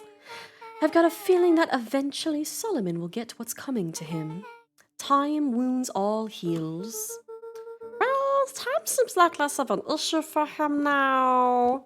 Alright, you better have something, Nelly. Luca, there's something you should know. After Mr. Kerr locked me in that office, I had nothing but time and curiosity. Right, I love that line so much. Right, it's good, it's good. I poked around a bit, hoping to find a means of escape, but I found something else. A note, hidden in a false drawer. What sort of note? Dr. Prescott must have sensed his time at Perennial Harvest was growing short, so he left behind a letter with the hope it would be found by his successor. It was a confession of sorts. He left it for me, but its contents... Luca, I think that they were meant for you. Well, what did it say? It was about an incident with your mother. Dr. Prescott found her in his lab with a stolen keycard. There was an accident. She'd been exposed to extreme amounts of Tempest liquamine. The color dropped from Luca's face. So in this timeline, we still think our mother's missing and our grandma has come to town to help us. And in the other branch, we found out that the grandma figure that's at our house acting as a grandma wasn't actually our grandma because our real grandma was dead, and we found out that the grandma was actually our mother who had been exposed to this liquamine bullshit. And so I'm so glad that Luke is finally fucking finding out that his grandma is actually his mother, because he thought his mother just fucking abandoned him. Did she? She survived. Dr. Prescott decided to help her recover. He no longer trusted Perennial Harvest, so he kept her whereabouts a secret. Over time, your mother led him to reconsider the purpose of scientific discovery. Science is often at the vanguard of change, but that doesn't mean it's always right. He realized that no one should have control over something as powerful as time itself. Yeah, it was very cute. When he found out that his grandma was actually his mother, it was a very cute moment, and we cried. We cried a lot. I now believe that's why he began to intentionally sabotage his own work. And it cost him his life. That's a reasonable conclusion. Luca was overwhelmed with emotion. So hold on. Real quick, Nelly, you discovered all this, but then still decided to finish the fucking potion? There better be a psych coming from her. Like, there better be some sort of like, oh, I like mucked with the vial, so it's not really like the thing that they're expecting it to be. Like, they, if she has figured all this out and still completed the potion thingy, I'm gonna be so upset. I'm gonna be so upset. But if she's alive, where has she been? Where is she now? A sudden explosion sounded from the hull. Did she blow up the source? Chapter 8. Comeuppance. What the Ears still fuck? ringing, Gran picked herself up off the ground. Through the dust and smoke, she looked over to see Mrs. Fratelli helping Hiram Tolliver to his feet. They blew She'd shit had up. to beg, borrow, and steal to acquire those explosives. I forgot that she was making explosive jam. How many nights had she spent visualizing how she'd use them to make things right? And now, her one shot at destroying the source, that damned hole that swallowed so much of her life, was gone. Did she actually do it? Because in all the other branches, whenever she blew up the source, it would freeze over the entire town and everyone died. Traded for this jagged hole in a wall and a foolhardy shot at rescuing Rollo. With Fratelli and Tolliver at her side, she stepped through. It was a strange feeling. The last time she'd stalked this maze of hallways, it was in a different body. They quickly rounded a corner to find a group of clipboards guarding a door. Something worth guarding is probably something worth seeing. She leapt forward, brandishing her cane. If her last chance at vengeance for things lost was truly gone, she would just have to fight to keep what she still had. Oh, Luca's about to find out Grandma is actually Ma. Oh! Oh no.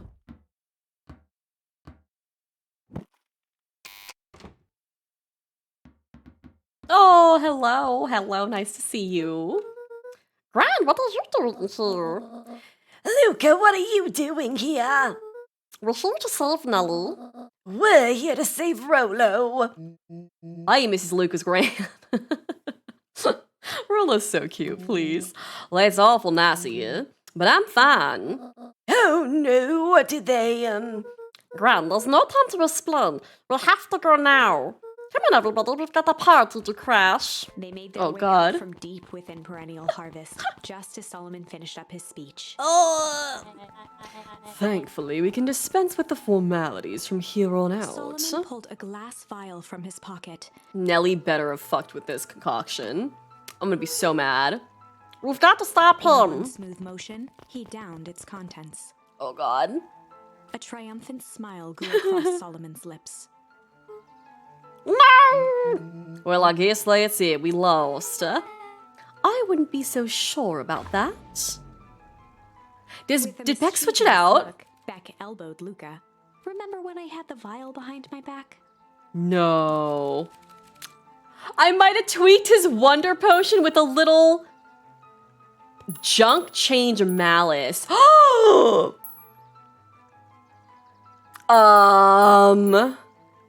We'll just do junk. We'll do junk. I might have tweaked his wonder potion with a little junk. I gotta say, again, Beck is the true MVP.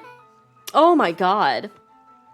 Can't wait to see the look on his face when he realizes he just drank his own cigar ash, right? Beck is like literally my favorite character. I love her so much.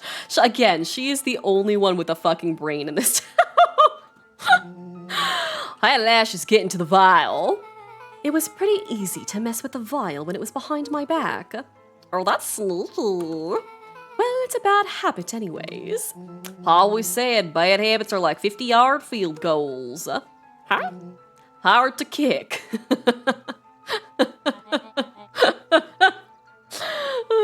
You can all call me Sharper His Valentine. body and face began to contort and expand as he disappeared into a belching green mist. I'm concerned about, like, what he's about to turn into.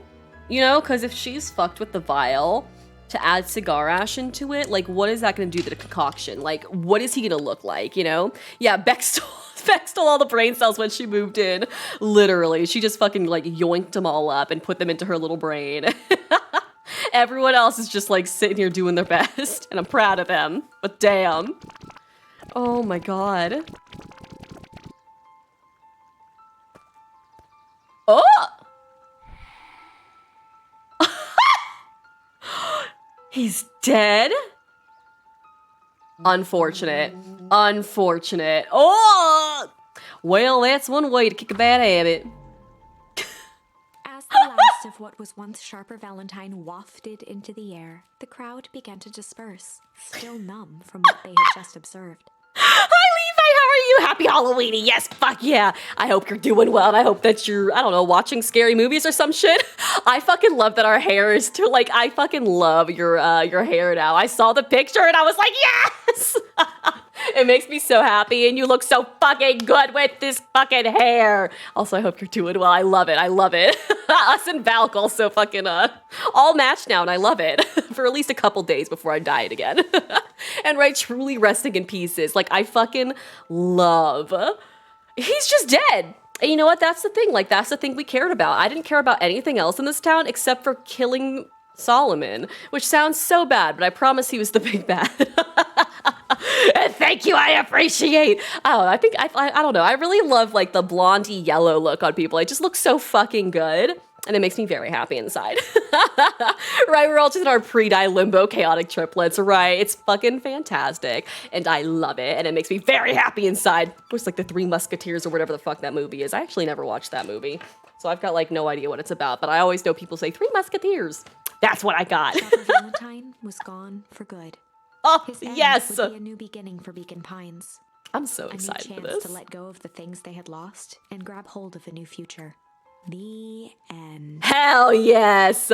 And the game came full circle from making us want to punt children, Iggy, to making us want to punt children, Solomon. You are absolutely fucking right. And this is fantastic because now Iggy's our friend and Solomon is dead. So I feel like that worked out very well for us. I used to like it when I was little because swashbuckling, but I could not tell you a thing about it. You know what? That's valid. That's fair. There are so many movies that I feel like I watched as a child that I just don't remember anything like about. Like, I just remember like the feeling it gave me, and that's about it.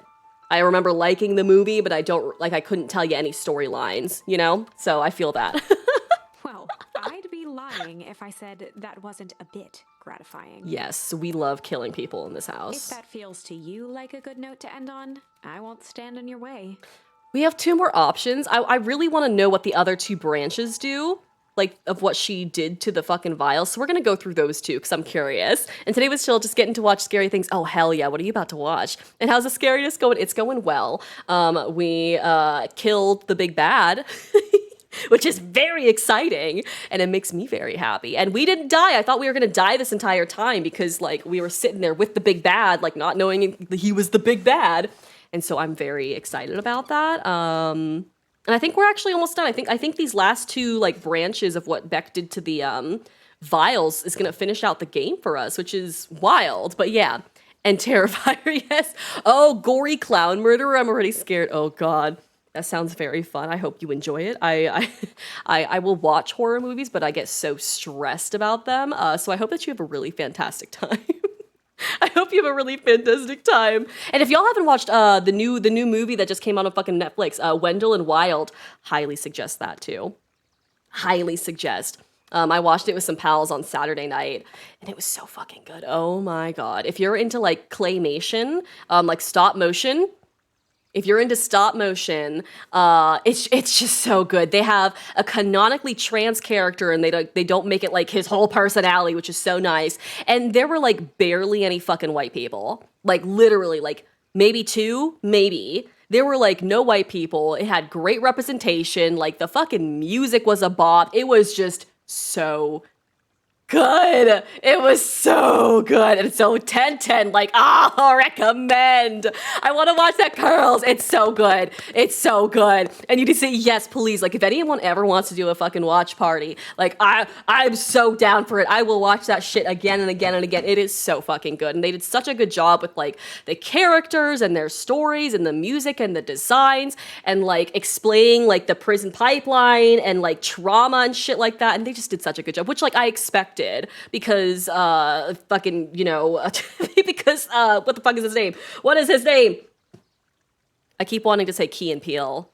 You know, that Jordan Peele, I think that's his first name. Mr. Peele, Director Peele is just a great fucking, storyteller. So he did a great job.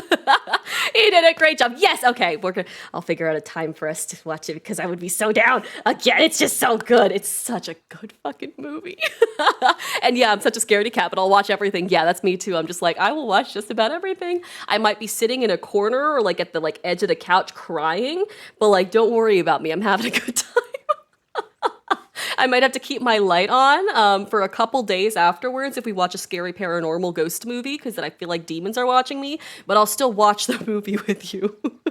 You just gotta be okay with the repercussions. Yeah, but it's so good. Like, highly suggest. I'll see if we can find a time to watch it. And I'll see if maybe Shiny and Ace and maybe Umi and Emily and maybe Valk also wants to watch it. It's just such a good movie, and it's gonna be one of those movies that I'm able to watch over and over, just like Coraline. Like, Coraline is one of my favorite fucking movies, and the animation style and the clay motion, the stop motion style is one of my favorites, and that's why I like Coraline so much. And so they just did such a great job with it. It's gonna be one of the movies that I just fucking rewatch all the time, and it's just so fucking good. It's so good. It's so good. I might get a nightmare immediately, but oh well, right? I'm like, that's me. I'm like, I might cry, I might get a nightmare, I might not be able to sleep. You might have to sit there and cuddle me to sleep, but it's fine. I might need all the cats and all the animals on top of me, and some music in the background, but it's gonna be good. Maybe I'll just drink a whole bunch of sangria and call it good. And I have to watch scary movies with people though. Yeah, I cannot watch them alone. Absolutely same. If I ever go to pick a movie, it is never going to be a scary movie. Absolutely not. That's not my first choice for myself. I will watch a cute little Studio Ghibli movie. The only scary movie I'll watch is Coraline, and that's not and it's not even that scary. It's pretty low ball, low tier of scariness, at least compared to the book. And so I'm just it's fine. It's fine. And yes, Coraline is so good. I fucking love Coraline. It's one of my favorite movies, and actually something super exciting. And then I just put down a deposit for an arm sleeve for Coraline. And I'm very excited. It's been years since I've been able to go get a tattoo. And I'm going to get an entire left arm sleeve. And I'm super, super, super excited about it because the artist I found, it's just an all queer, it's an all queer fucking location where I'm around. And they actually have some trans artists and things like that. And they're all very nice and they all seem very cool, and all their artwork is really fucking cool. And so I'm really excited. And so the person that's doing my tattoo, he reached out and he was like, all right, I'm going to start doing sketches of it because I'm not even lying. I created an entire Google Documents that's 10 pages long, literally an entire Google Docs that's 10 pages long with information and and reference photos and ideas. And I just sent it to him, and I was like, here's some ideas. I'm gonna give you this and you can take creative control with it. And let's just see what you do. And I feel he's probably sitting there scrolling through this fucking 10-page document this fucking person. You can't tell I've been thinking about it for a very long time. And so I'm just super, super excited because I asked to get the cat somewhere because I fucking love the cat. The cat in that movie is the cutest fucking thing. And I love them. And the rats, I fucking love the circus mice rat things. I don't know why. They're just the creepiest cute thingies. And I also asked, I sent a couple of pictures because there were some tattoos I saw that had the other mother's hand with yarn kind of scrolling down it with buttons and needles through it. And it was wrapping down someone's arm. And I was like, that'd be fucking cool. I was like, I really like these photos. If you do something like this, that'd be kind of neat. And so I'm very excited to see what he ends up coming up with. And I'm just very excited. So yeah, I am so excited. Right? Here's the book I wrote for you. Enjoy it. Yeah. And I felt so bad, but I was like, you know what? If I'm a tattooed artist, the more information, the better. That way you don't have to sit there and change 70 things. Cause I'm I don't like this as much, he knows what I want. So I'm very excited. And thank you. Here's the butt I wrote for you. Thank you, Butt Spot.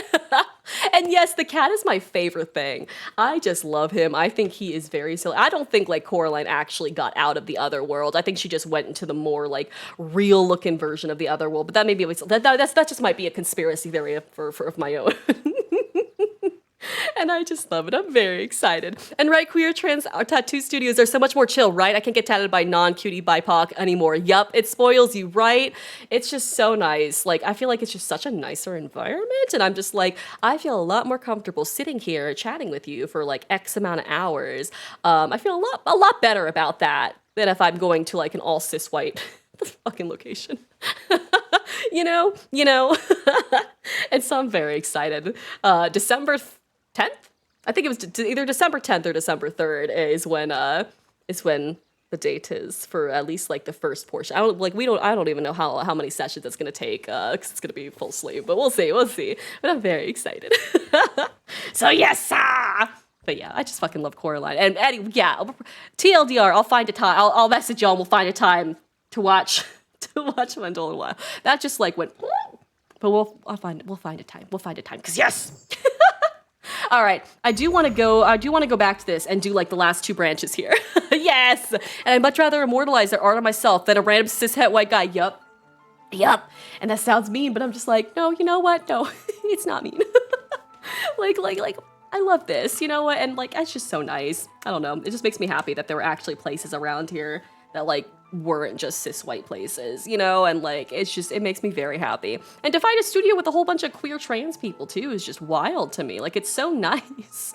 Because I feel like I never like had that. Granted, I lived in like Oklahoma for fucking like college, so of course I'm not gonna find anything but cis white people for tattoo artists, but like it's just really nice, you know. It's just really nice.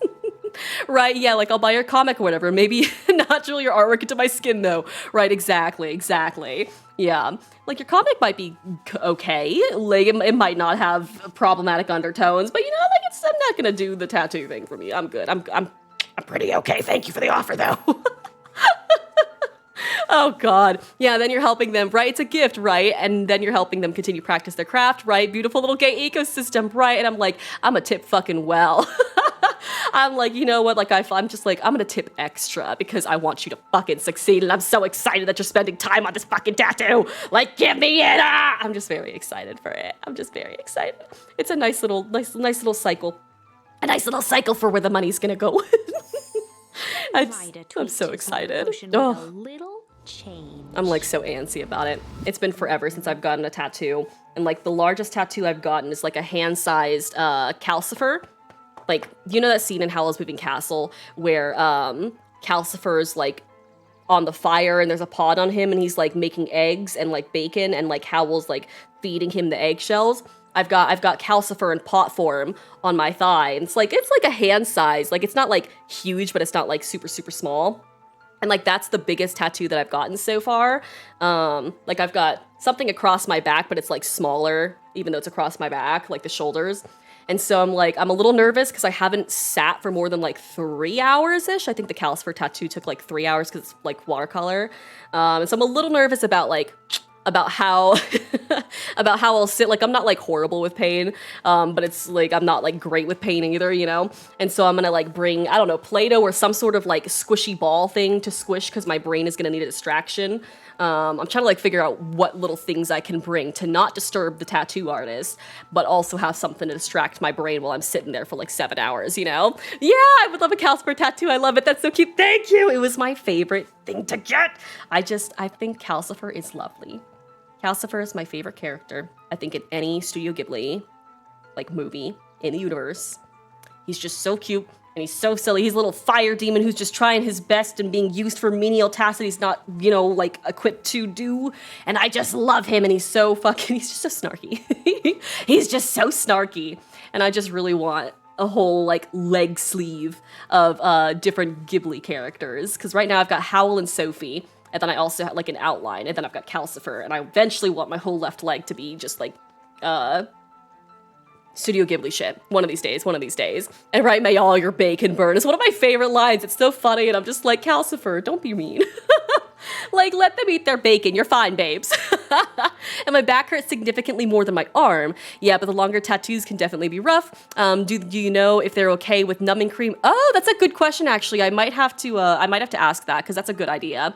Especially because, like I told them, because it's gonna be, it's not gonna be, like, completely covered, because one of the styles that I really like is, actually, hold on.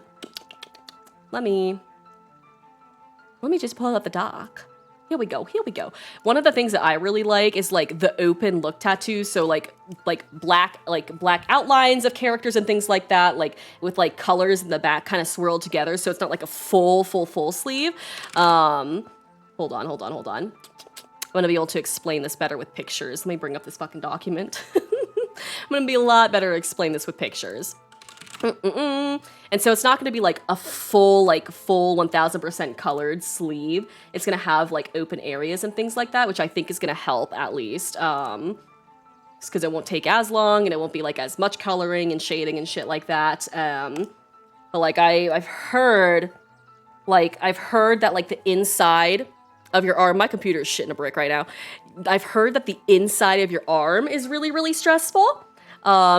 And so I'm curious about how that's like, I'm curious if like it's gonna end up being in there too. Cause like they asked me, the artist asked me, he was like, all right, do you want like front and back of your arm, or do you want like only like the front side of your arm, like where people can see? And I was like, you know what, like just do whatever you want, like whatever like creative ideas that you have, like whether it be sitting there like wrapping around or like just on the outside, whatever you end up thinking looks best.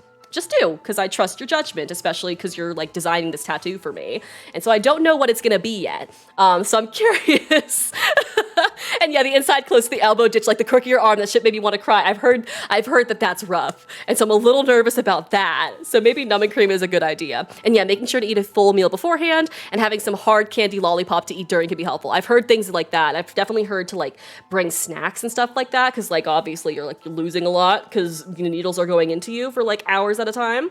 And so I've definitely heard to like bring little snacks and things like that to make sure that like you're keeping in some blood sugar. And so I'm definitely gonna be like stocking up on shit. Okay, hold on. Here we go. Let me switch to my screen so you can see. So you can see what I asked for. Oh my god, computer, are you okay, babes? It's trying its best. Snap Camera has really fucked up a lot of my... Where's my gameplay board? There we go. Oh, actually, don't look at that. We're gonna take that off because I haven't updated my gameplay border. But here we go. So, like, I love this kind of design. Like, this kind of ideas where it's, like, color and, like, black artwork and lines, like, kind of flowing up through. And so I love this kind of style where you can still see a lot of open skin, but there's, like, color kind of splotched in the back. And so I fucking love that kind of stuff. And so I told them, I was like, all right, like, if you can do, like, color like this in the background or, like, some color, like, randomly splayed throughout, like, all the different, like, creatures that you're gonna put in, and then, like, have, like, this deep, like, black outlines for all the different, like, characters and animals and things that I want, then that would look really fucking cool, right? Like, and especially like a Coraline, like creepy ass design too. Like the tattoo artist, like it's really nice because all the tattoo artists on like this site that I went to, like on the at the place like I'm getting it at, like they all had like a little informational thing of like, hey, this is what I like to like do artwork of, these are the styles that I do, like just like so people like have that kind of information about them along with like pictures. And this person specifically, like he like one of his like top things was he was like, I fucking love doing like creepy / horror type of things. And I was like, all right, this is gonna be good. I was so excited. I was like, all right, you like to do horror kind of shit. So Coraline is perfect for that. And yes, staying hydrated. Kind of like the same principle behind what you do, eat / do before donating blood. Yes, gross but real. Yup. I'm definitely gonna have like a lot of water bottles with me, or a lot of like water containers or something with me, to make sure that I'm okay. And probably, I don't know, like probably like naked juice or something too, I feel like would be nice so I get some nutrients, or like V8s or something so I get like nutrients in. I feel like that would be a good idea. But yeah, horror artists are so fun, right? And like that's so fun because I before I like put in like little requests for him, like I went like scrolling through his fucking Instagram because I was like, all right, I gotta see like what he does, what he's about, like the color he's done before on people. And so I'm really excited because his artwork is really, really cool. And he's done some really cool shit, and it makes me so happy and so excited, and I just fucking can't wait. But yeah, so there's like the general like design idea that I told him. I am fucking terrified of dolls, so I told him no dolls absolutely at all. Because I'm fucking terrified of dolls, and I can't have a doll on my body, even though it's such a large part of the movie. Even though it's a large part of the movie, I can't do that. And yeah, that would make sense, a little smoothie, right? That's what I'm thinking too. That's what I'm thinking, like, 2 birds with 1 stone if I drink some smoothie kind of shit during it, or V8s, like, you get nutrients and also you get some water. Like, look how great, look how great. I can't with the dolls. Like, I'm terrified of dolls. But, like, look how cool this fucking tattoo is. Like, I found all these, like, on Pinterest and online and shit, but, like, look how cool this tattoo is with, like, the other mother's arm, with, like, the fucking button and, like, the needles and shit. And so I just love it. I just think it's really cool. So I gave him those as a little bit of a, like, here's some ideas, because I just love the other mother's hand. So I want that somewhere, because I think it's so fucking creepy, because I love her.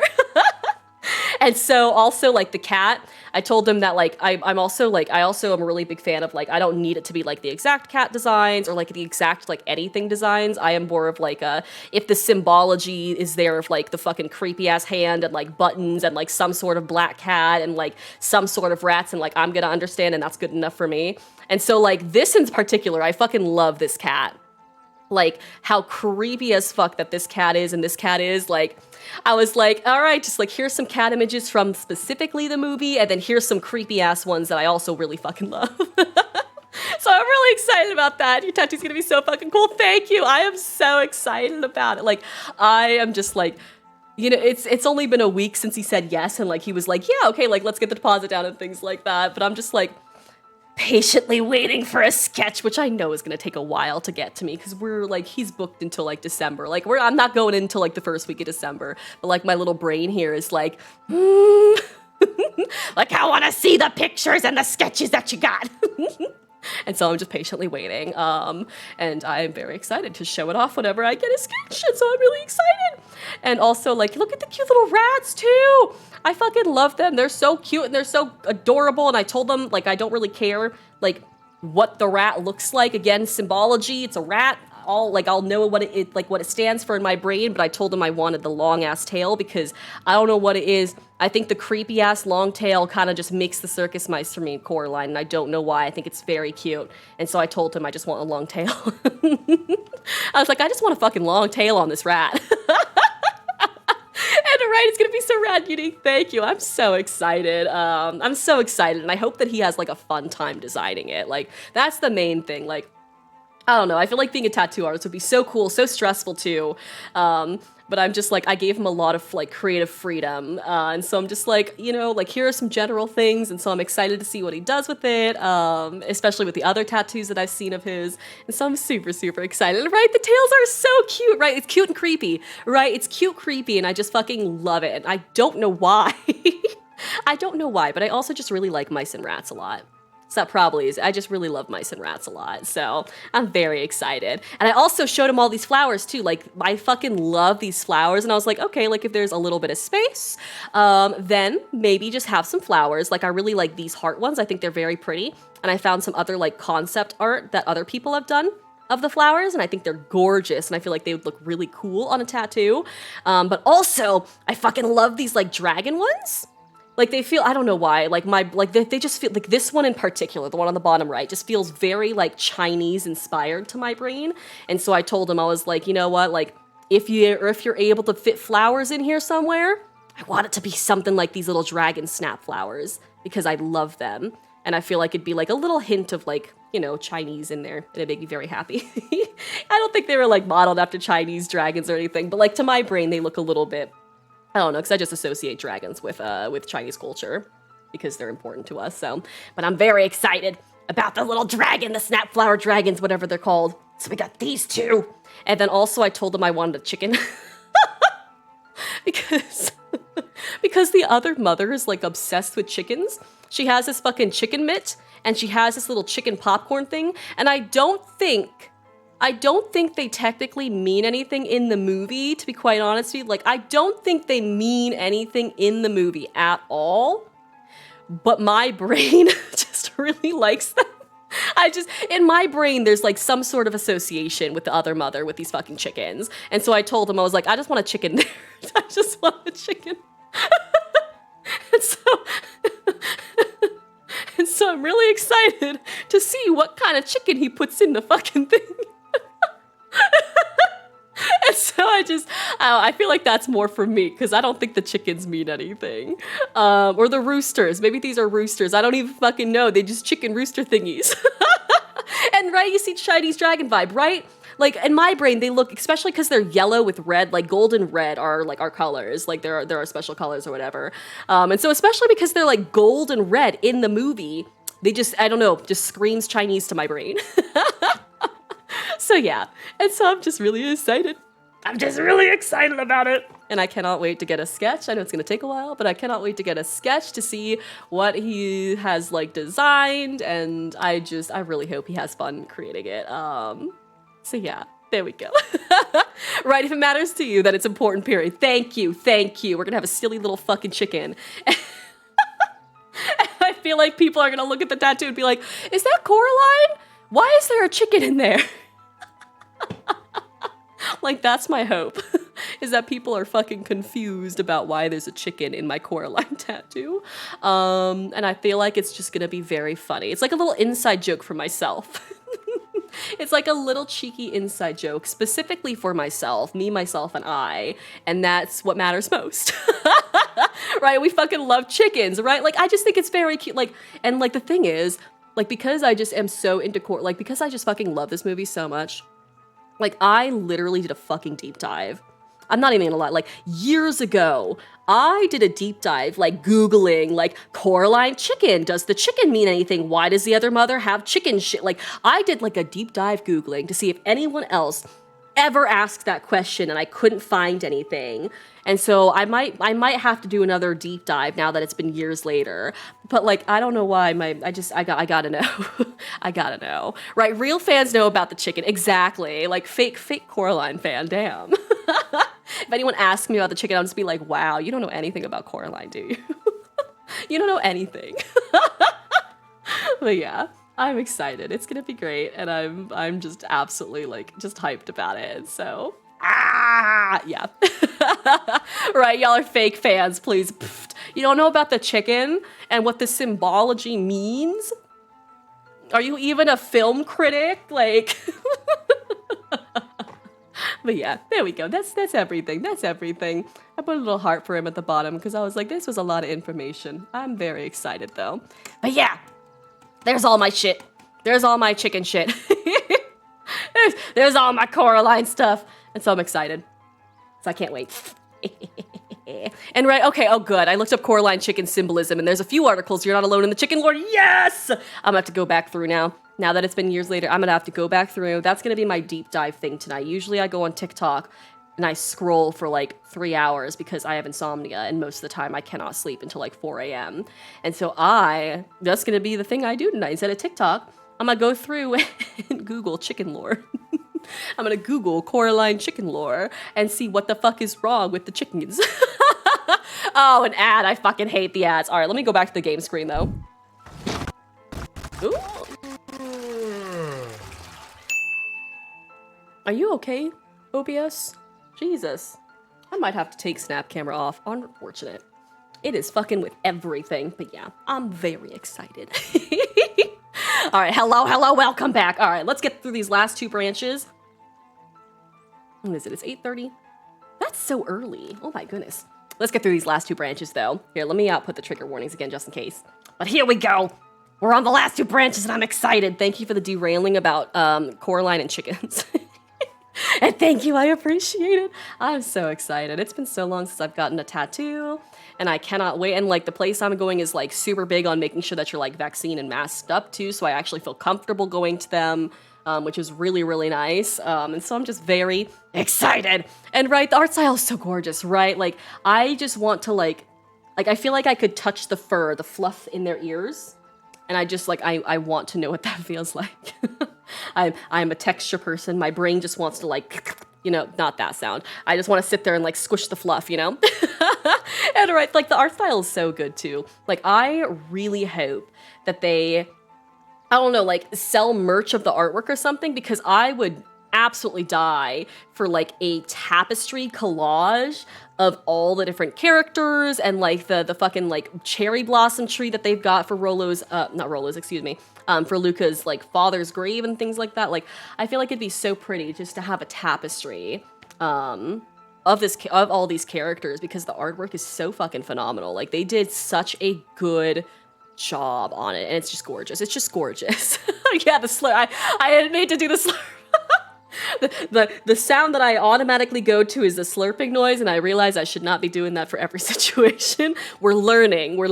It's the first thing that comes out because it's an easy sound. And we love a spot that still cares about COVID safety, right? Like, it is so hard to find that.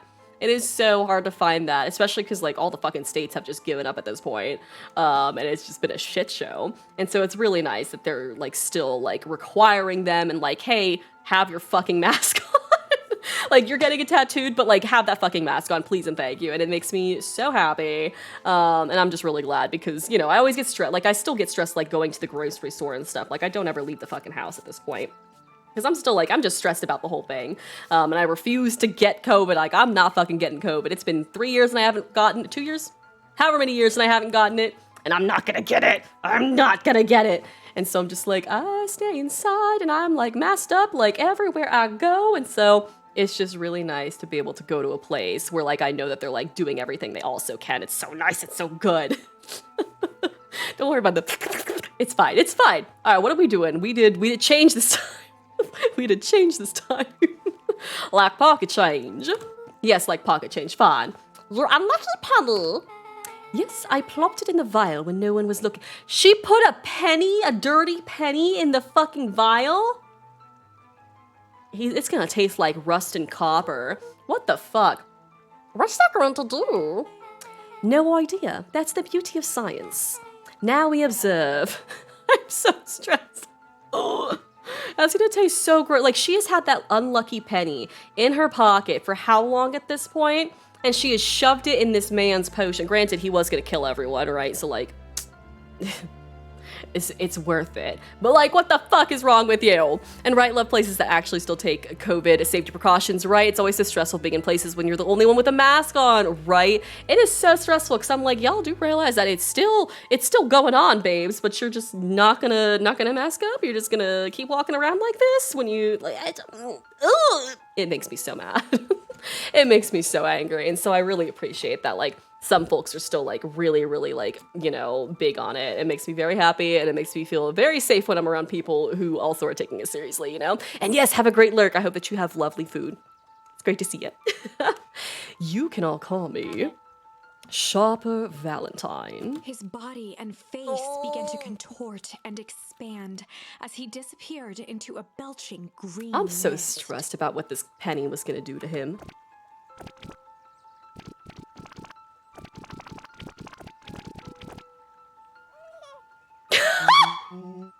He turned into a baby? Holy crap, he's a baby. Yeah, but he's still Sharper, right? What he was no longer matters. He turned into a child! Okay, but how cute is he? How cute is he? I just want to boop the snoot. I just want to boop the snoot. This is an innocent child.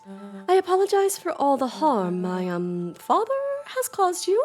And right, aside from the store employee, I've seen one other person, wearing a mask in the entire time since the pandemic started in my town. I'm so sorry. That's fucking stressful. I think I live in Michigan, and the place where, like, whenever I go to the grocery store, at least at the beginning of the pandemic, at least 70 to 80% were wearing their mask, which was nice. But at this point, usually I am the only person at this point wearing a mask, unless I see another very visibly, like, queer person. like people of color and then queer, like, very visibly queer people, I think, are the only people I see wearing a mask at this point. And it's so stressful. And I'm just like, y'all. Just, like, now I'm at the point where, like, maybe 2% of the people I see are wearing a mask. And I'm just like, which is why I just don't ever leave the house. I'm just like, all right, I'm just going to stay inside forever and ever. Because this is never going to end. Like, this is never going to end, you know? And it's just terrifying. Because it's so easy just to put a mask on. Like, I even specifically, like, okay, so I got, like, you know, I got a very flat nose, I'm Asian, hello. I have a very flat nose, and so regular masks stress me out because, like, you know, they just aren't made for my nose type, my nose shape, because I also don't have a bridge, and so, like, it always, like, suffocates me, and so they make masks specifically that, like bird beak, that way, like, it gives you space to, like, breathe while still, like, keeping your face covered, and, like, I ordered those, and, like, people can't even sit there and be like, oh, it's, like, suffocating me or whatever, because there are, like, ways around it. Like, you literally can get bird mask beak fucking masks to make sure that there's like some sort of like hump so you can actually breathe. And so like there's no reason you shouldn't at this point. And it's just people just don't care. And the most stressful part, right, his whole face is so cute. He's like, I fucking hate it here. And right, yeah, same, yep. And the most stressful part is that one person was at a funeral where most of the people there were older and the seats were very close together. Oh, that stresses me out so badly when people like are going to like, you know, all these things. And, like, I've seen so many people have, like, weddings and, like, very, like, big weddings and things like that. And I'm just like, it just stresses me out. Like, especially when there are a whole bunch of people at risk there, too. Like, not that you shouldn't care if anyone isn't at risk that's going there, because you should still fucking care. But, like, it stresses me out so badly. It's just kind of like, well, they're gonna die eventually, so might as well kill them off now! Hey! How did you get up there? Hi, how are you doing? Nice to see you. I'm never gonna get over your fucking sound alert. I'm never gonna get over that alert. I hope you're doing well. Happy Halloween, yes. I hope that you, I don't know, like, have watched a scary movie and gotten candy or something.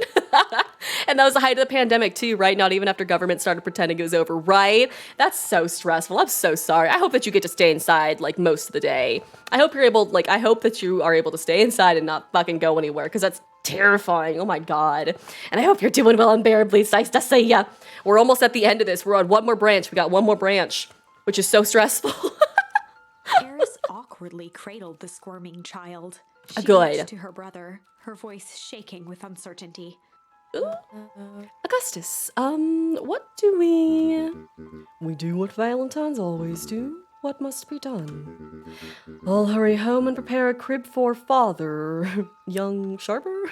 This is gonna be the most awkward fucking family situation. Like, you know, is he gonna grow older and remember all of these memories of him wanting to, like, completely capitalize the entire town and take over and be a rich asshole? Like, you know? And yeah, I basically only leave the house to go to the store aside from that funeral. Yep, yeah, that's valid. Yeah, I just kind of, like, I'm very fortunate to be able to stay home and work from home, which has been very, very lucky. And so I'm just like, I literally don't fucking leave. I go to the grocery store maybe once a week, and I go to pick up my medications at CVS Pharmacy, and other than that, I am inside. And that's about it. Like, I'm helping a friend move this weekend because finally he's been like waiting on like to get the okay from like the people, like the place he's moving into for like weeks at this point. And so I'm helping him move, and like this is like gonna be like one of the first times I fucking am around people.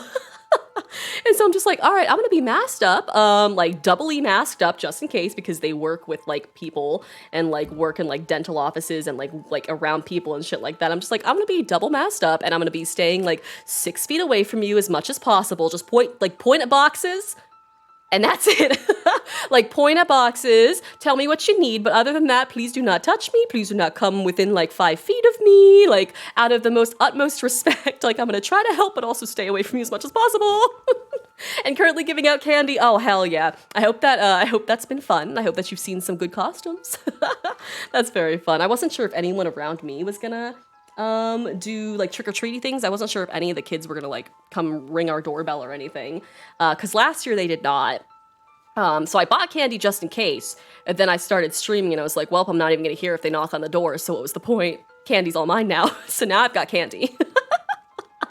So I've got a bunch of Snickers and Twix to eat. And a whole bunch of High Chews also, because I got High Chews in case anyone had like a peanut allergy. So I was gonna put them into 2 separate bowls, but I don't think anyone's come by, so we're gonna have a lot of fucking candy left over.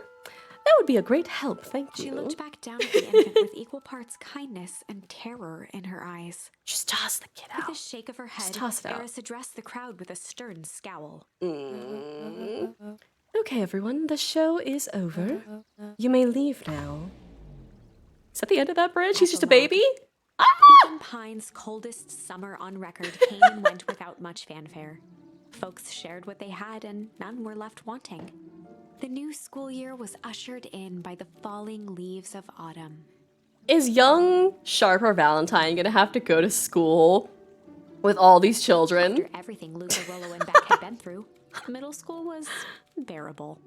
Is Rollo still going to like middle school? Like, is he still gonna be in the same educational grade as he was whenever he got changed and got the age serum in him? Because he is like 17 now, and he was like 12 before. Like, he gained like 6 or 7 years on his The chill of life. winter didn't seem to bother people much. Oh no. They kindled a hope for a better future in their hearts. When spring God. arrived, farmers planted their crops with a sense of joy and optimism. And as the dawn of the first day of summer came again, its light slowly spread through the shallow valley.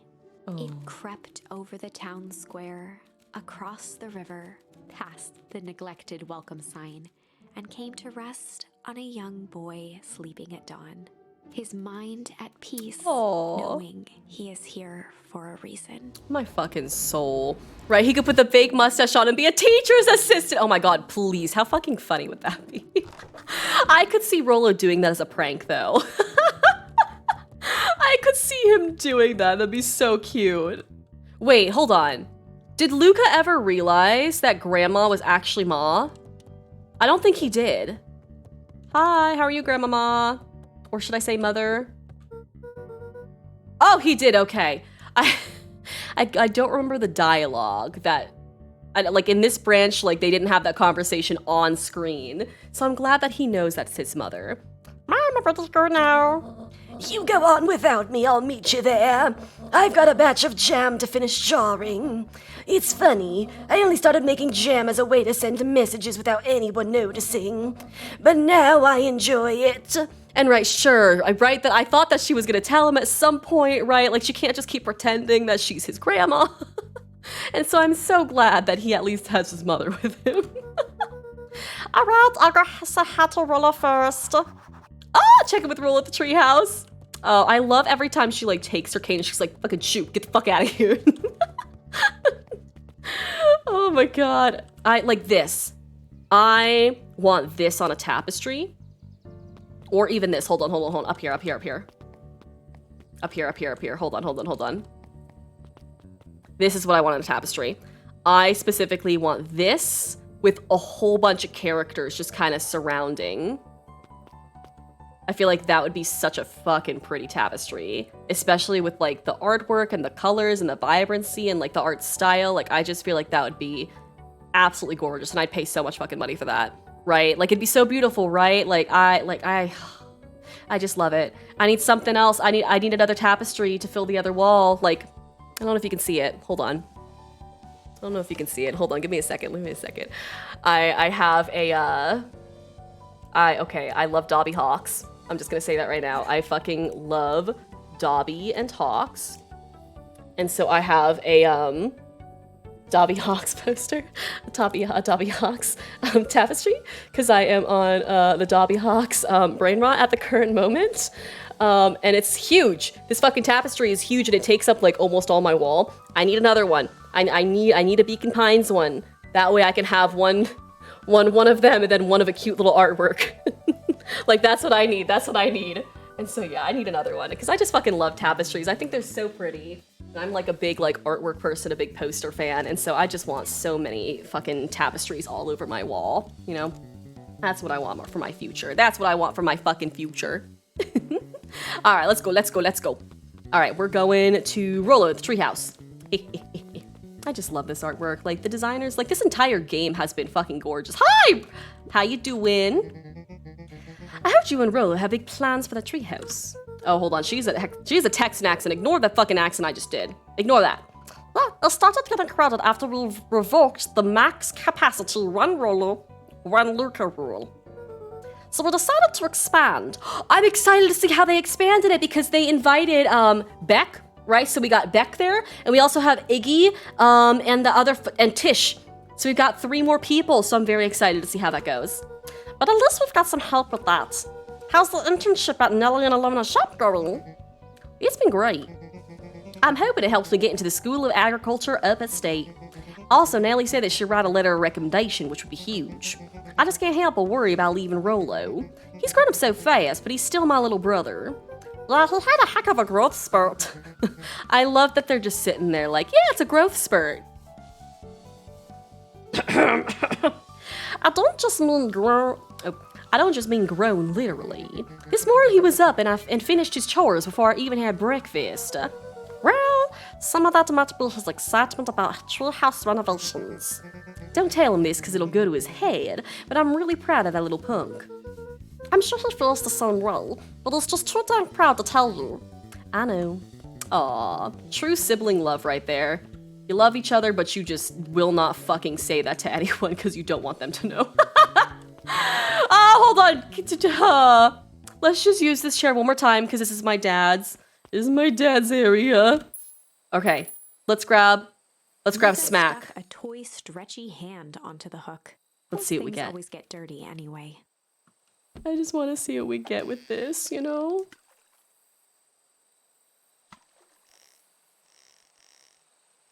Okay, come on. I never know if I'm doing this part right, so I fucking hope so. Come on, give us something good. It's like real fishing. Ooh! That's a pretty bracelet. What the fuck? Should we give it to Mom? She likes jewelry. That's a sweet thought, Buckaroo, but I'm not sure she'd fully appreciate a pond bracelet. You know what? That's valid. I would appreciate a pond bracelet. It's the thought that counts. Oh, look how cute they are! A little higher. Yep. Oh, this is so sweet. A little lower. Yup. Look at them. A little higher. Yup.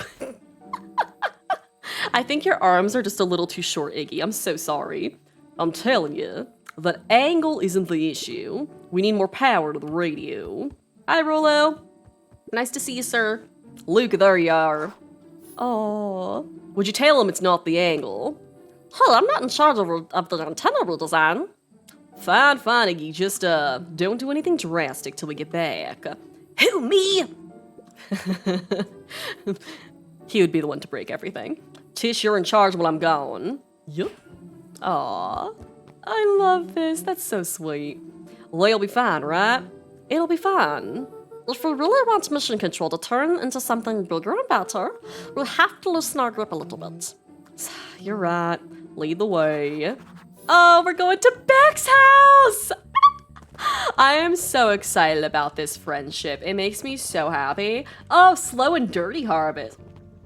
You call it the slow and dirty? Excuse me? Excuse the fuck out of me? All right, hold on. Where's our friend? Where's our friend Beck? Is her house up here? Hi, Mr. Nuncreed. I don't want to talk to you because you still scare me. Why are there so many bunnies? Geoff, what the fuck are you doing here, Perennial sir? harvest gone. The transportation tubes were left unused. Come on.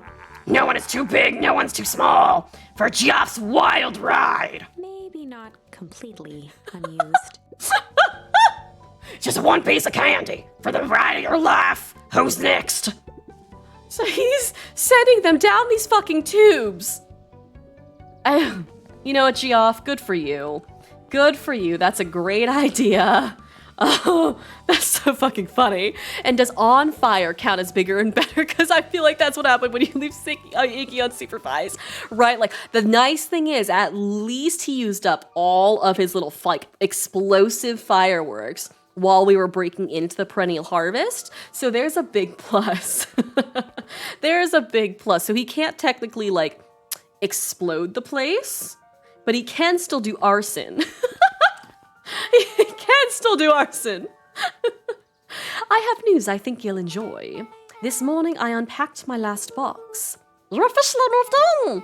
It's just a box. Let's not blow this out of proportion. It sounds an awful lot like putting down roots. I guess I decided this place is root-worthy. Aww, that's sweet. You're gonna be stuck with me in the foreseeable future. I do have to warn you, most years aren't going to be as interesting as this one. I think I'll manage. Ready? Before we go, there's a bit of a surprise. Oh, I love Beck. I'm so glad. This makes me so happy because A, I just fucking love Beck. She's a sweetheart. And the fact that she like feels at home in this fucking home when she's had such a disruptive home life of moving every like year or something is so sweet and it's so nice and it makes me so happy.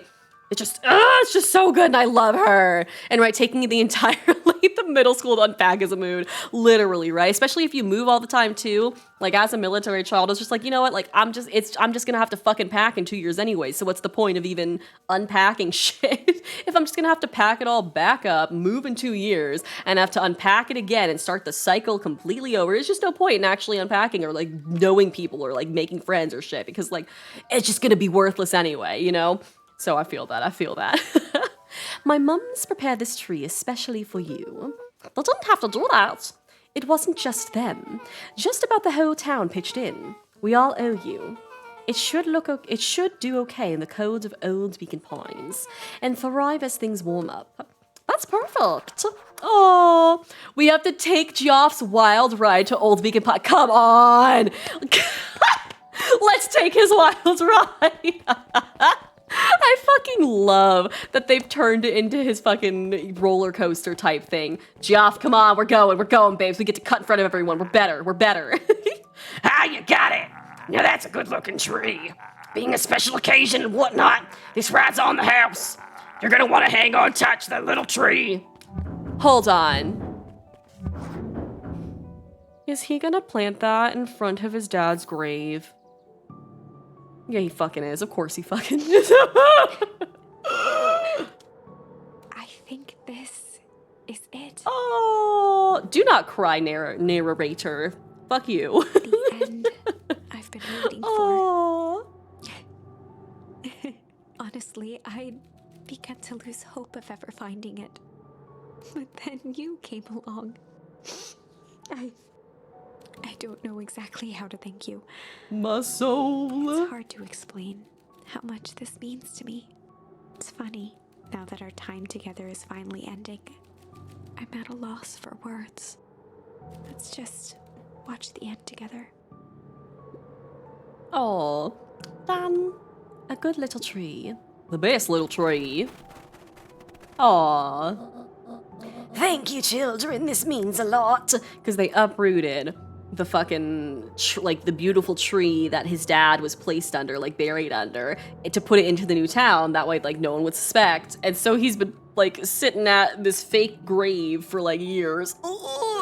And so this is very sweet. Oh, thanks for everything. Shucks, I only did what any super awesome best buddy would have done. We should probably give you some time alone now. You good? Yeah, it's been a while, too. How are you feeling? Everyone keeps asking me that. I'm fine, really. Pa always said the only thing fitter than a fiddler... Pa always says the only thing fitter than a fiddle is a cello. I feel like a dang cello. I don't understand any of these things he ever says. Well, if you ever stop feeling like a cello, I'm here for you. Their friendship is so fucking weird and I love it. I know, you don't even have to say it. You two make an awesome pair. Excuse me, we're a trio now. Aw, yep. Thanks. Look at her little fucking like cat W mouth too. I just love her. There's just one thing missing now that you're part of our group. Missing? Let me tell you a little story about a man named Hank Atomic. Oh god. It won't be long. We'll be waiting for you back at the phone booth. I found the perfect way to start our summer. Aw, is he gonna sit here and talk to his fucking dad? You've got some good friends. I'm so proud of you. Your father would be so proud. I know. Mom, can I ask you a question? Do you ever dream about Dad? Not a night goes by that I don't. Are you ever afraid that you're going to forget him? Forget what he looked like? Forget his voice? No, because so much of him lives on in you. He loved that old tree, but I know he would have loved this one more. Because his two favorite people planted it. I'll give you two a moment. Aw. Are we gonna get a vision like we have been? Hey, Dad. Dr. Murdwell says that over the next few years, this place should warm up. So you won't have to be so cold for so much longer. Aw. I think I finally understand why you left that night. There were things you believed in. Weak things. Those beliefs were the things. Hi! Perfect land. Here we have some rules. Let me land and don't be rude at any time, and we'll get along fine. Our swamp is Hi! a perfect place. Let your remarks pass. Remember to wipe that Wipe that ass, please. Our swampies, our swampies, our swampies, a perfect Oh, and hi, Shiny too. place. Hi, how are you doing, Fierce? And hello for folks who don't know me. Hi, I'm Tofi. I'm a non-binary Asian American content creator who really loves Shrek, and that's about all I got. How are you? How are you doing? How was stream? It's nice to see you. What were y'all playing today? I know I saw your tweet, but I can't remember what the heck. But thank you so much. Welcome in. How are you doing? What were you playing? And for folks who don't know Fierce, they are freaking amazing. They play a lot of indie games, always have good energy, have cute cats, and also have cute like shottle hats too. And they're just really fucking cool. Really wonderful person who always has just great energy. And they're just one of my favorite people. I hope you're doing well. Thank you so much for bringing your lovely community in. But yeah, what were y'all playing today? And also, hi, Shiny. I hope that you're doing well. I hope you're doing well. And hello, Pachika. How are you doing too? I hope that y'all are doing well. Thank you so much for coming in. And for folks who don't know this game, let me output this real quick. We are playing Beacon Pines today, which does have some content / trigger warnings. We are actually at the end. We've got one more small branch to go through. Like, this is like the final good ending, but we've got one more single like charm to go through. But it does have some content warnings, trigger warnings, things like that. And so if that's something that you're not comfortable with, or if you do have to pop out for any other reason, no worries at all. Please take care of yourself first and foremost. And yeah, oh, Little Nightmares! How was that? I have watched so many people play Little Nightmares, but haven't been able to play it myself because it looks like so stressful. And it's like, there are just so many like jump scares, and I feel like I'd absolutely crap myself. How was it? I'm so excited that you were playing it due to a charity milestone. Heck yeah, went well. Not as scary as I imagined it. Okay, I'm so glad to hear. I'm so glad to hear. Also, thank you, Buttspot. Love that. I love that, though. I'm so glad, and I hope that you had a really great time. That's exciting. I'm glad it wasn't as stressful as you thought it was going to be, because it's just, horror games are stressful. And how are you enjoying Beacon Pines? Oh my god, Beacon Pines is so freaking good. I have loved this game so much. It's been gorgeous. It has been so stressful and just emotional. And it's been so good. It's been so good. It's been one of my favorite games. Like, definitely top game for me, and it's just been so pretty. Oh, it's been so pretty. And right, yes, of course. No, you're absolutely fantastic, and I'm really glad to know you. And right, imagine crowd control in Little Nightmares. Could you imagine like speeding up like the monsters and things like that? And like, I don't even like, how would you? It'd be so stressful. Or like adding in more jump scares. Absolutely the heck not. Absolutely the fuck not. Absolutely not. But yeah, Beacon Pines has been just a gorgeous game. We have spent so many hours in it because we've been doing silly little voices for all the different characters, and so many just random side ADHD conversations. And so we're finally at the end, and so I'm just so excited. And it's just such a pretty game. The artwork is phenomenal. The storylines have been amazing. All the characters have like such deep, like, I don't know, have just like such deep stories and personalities, which is really amazing. And I just have loved the design of this game, like the branching of all the trees and things like that. I feel like it's been just beautiful, and it's been so stressful and so terrifying and also very emotional. It's just been so good, and the artwork is just, it's just so good. So yeah, highly suggest for anyone who really likes story kind of games. It's been freaking phenomenal. And right, that'd be terrifying. Crowd control Little Nightmares, right? Like, that'd be horrifying. Oh god. So we're in the final, we're almost at the end of this branch, and then we're gonna do the last branch. And then we're gonna do the last branch, and I think that's it for this game. Those beliefs were the things that made you you. And so we're currently talking to our deceased father, and we planted a tree next to him because we are in the real Beacon Pines town. And we just, it's a long story. But pretty much TLDR, we're having a very sweet moment. If you wouldn't have stood up to Sharper, stood for what you believed in, you wouldn't have been the same person anymore. Oh. You had to go. But that didn't mean you loved us any less. Ah! This poor sweet soul. I might not visit you as much as I used to. I know you understand. This music, too, is just... Oh!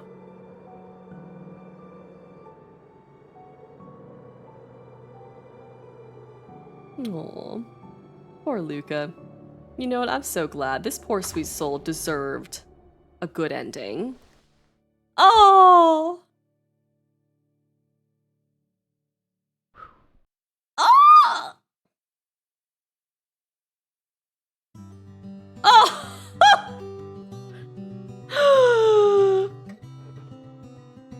Oh.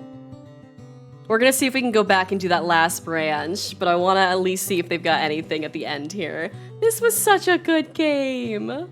My fucking soul is just deceased. Oh, goodness.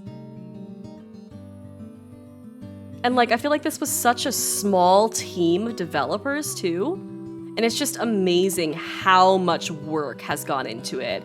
And you can see just how much they've like thought through all the characters and like just how much work, like with like such little people. Like that's phenomenal. Goodness. Oh.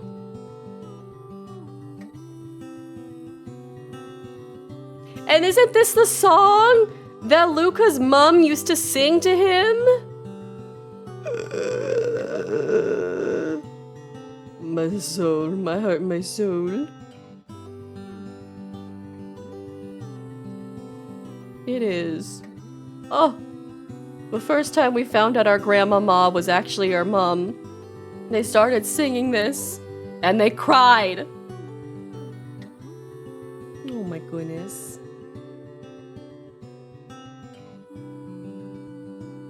This game has been a freaking wild ride too. There were so many twists and turns, and I wasn't sure if we were gonna get out on time. Oh, and they've got backers too! Oh, that's so cool. Aw, that's so sweet. Aw. This is so nice.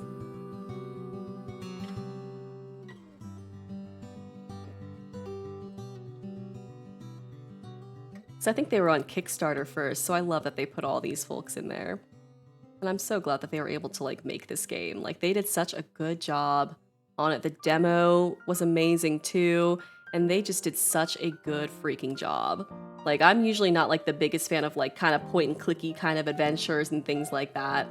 Just cause like my brain can't get enraptured in the story too much.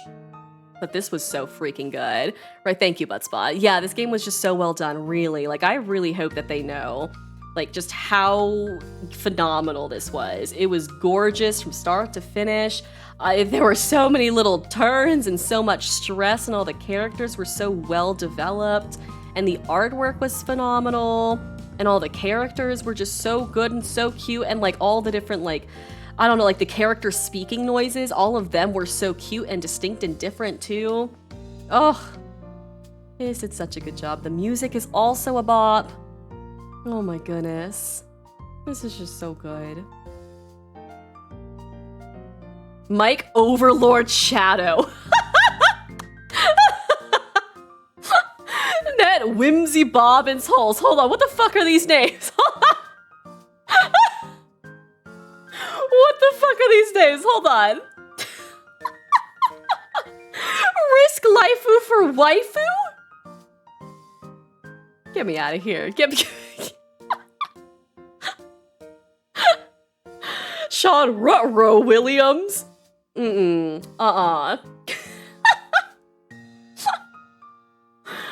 my god. Fish of Pain. Timmy Fish of Pain Peterson. What? What the fuck? I love seeing people's names on the endings there. Yeah, right, it definitely pulls you in really. Like, they did such a good job at pulling us in. Alright, let's see if we can get to that branch. I just want to do that one last Malice one. Because I want to see where that ending takes us. Because we had a thing where Solomon died. where he turned into a little baby. And maybe he'll turn old in this one. Maybe he'll turn old in this one. We'll see. I just want to do malice, and then we're going to see what happens. I might have tweaked his wonder potion with a little malice. Let's go. Let's go. Malice? The whisker from his office? Yep, a dude had an unfinished glass on his desk. Figured his growth juice could use a little hair of the dog.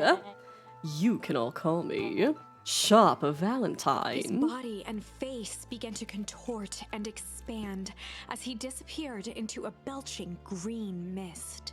I'm so excited to see what this one does to him. Or maybe nothing will happen. Or maybe he'll get old. Oh, no!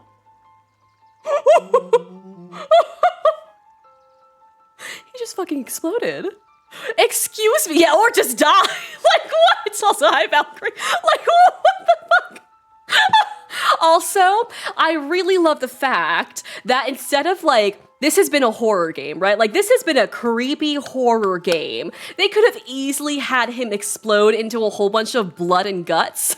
But they were like, no, let's do confetti. Let's do confetti. That sounds like a good idea. Oh, what? I hope you're doing well. Right? That was fucking great.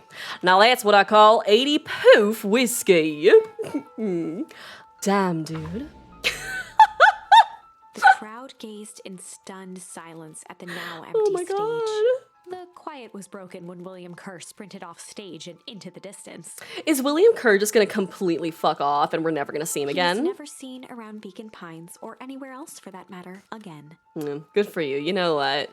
That's like a smart choice, Watching sir. the silhouette of Kerr disappear over the horizon, Luca began to laugh. What the First, fuck? a low chuckle that became uncontrolled, heaving laughter. Through his tears, he was vaguely aware that the crowd had begun to laugh with him. Oh my god. The end. That was That's the ending.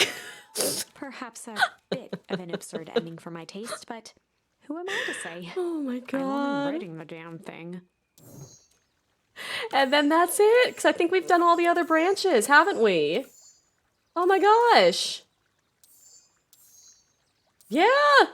That's it, the end. Oh, that was so good. That was so good. My heart is so fucking full and happy. All right, hold on. Let me go to my just chatting screen, because that'll be where we end. Oh, goodness.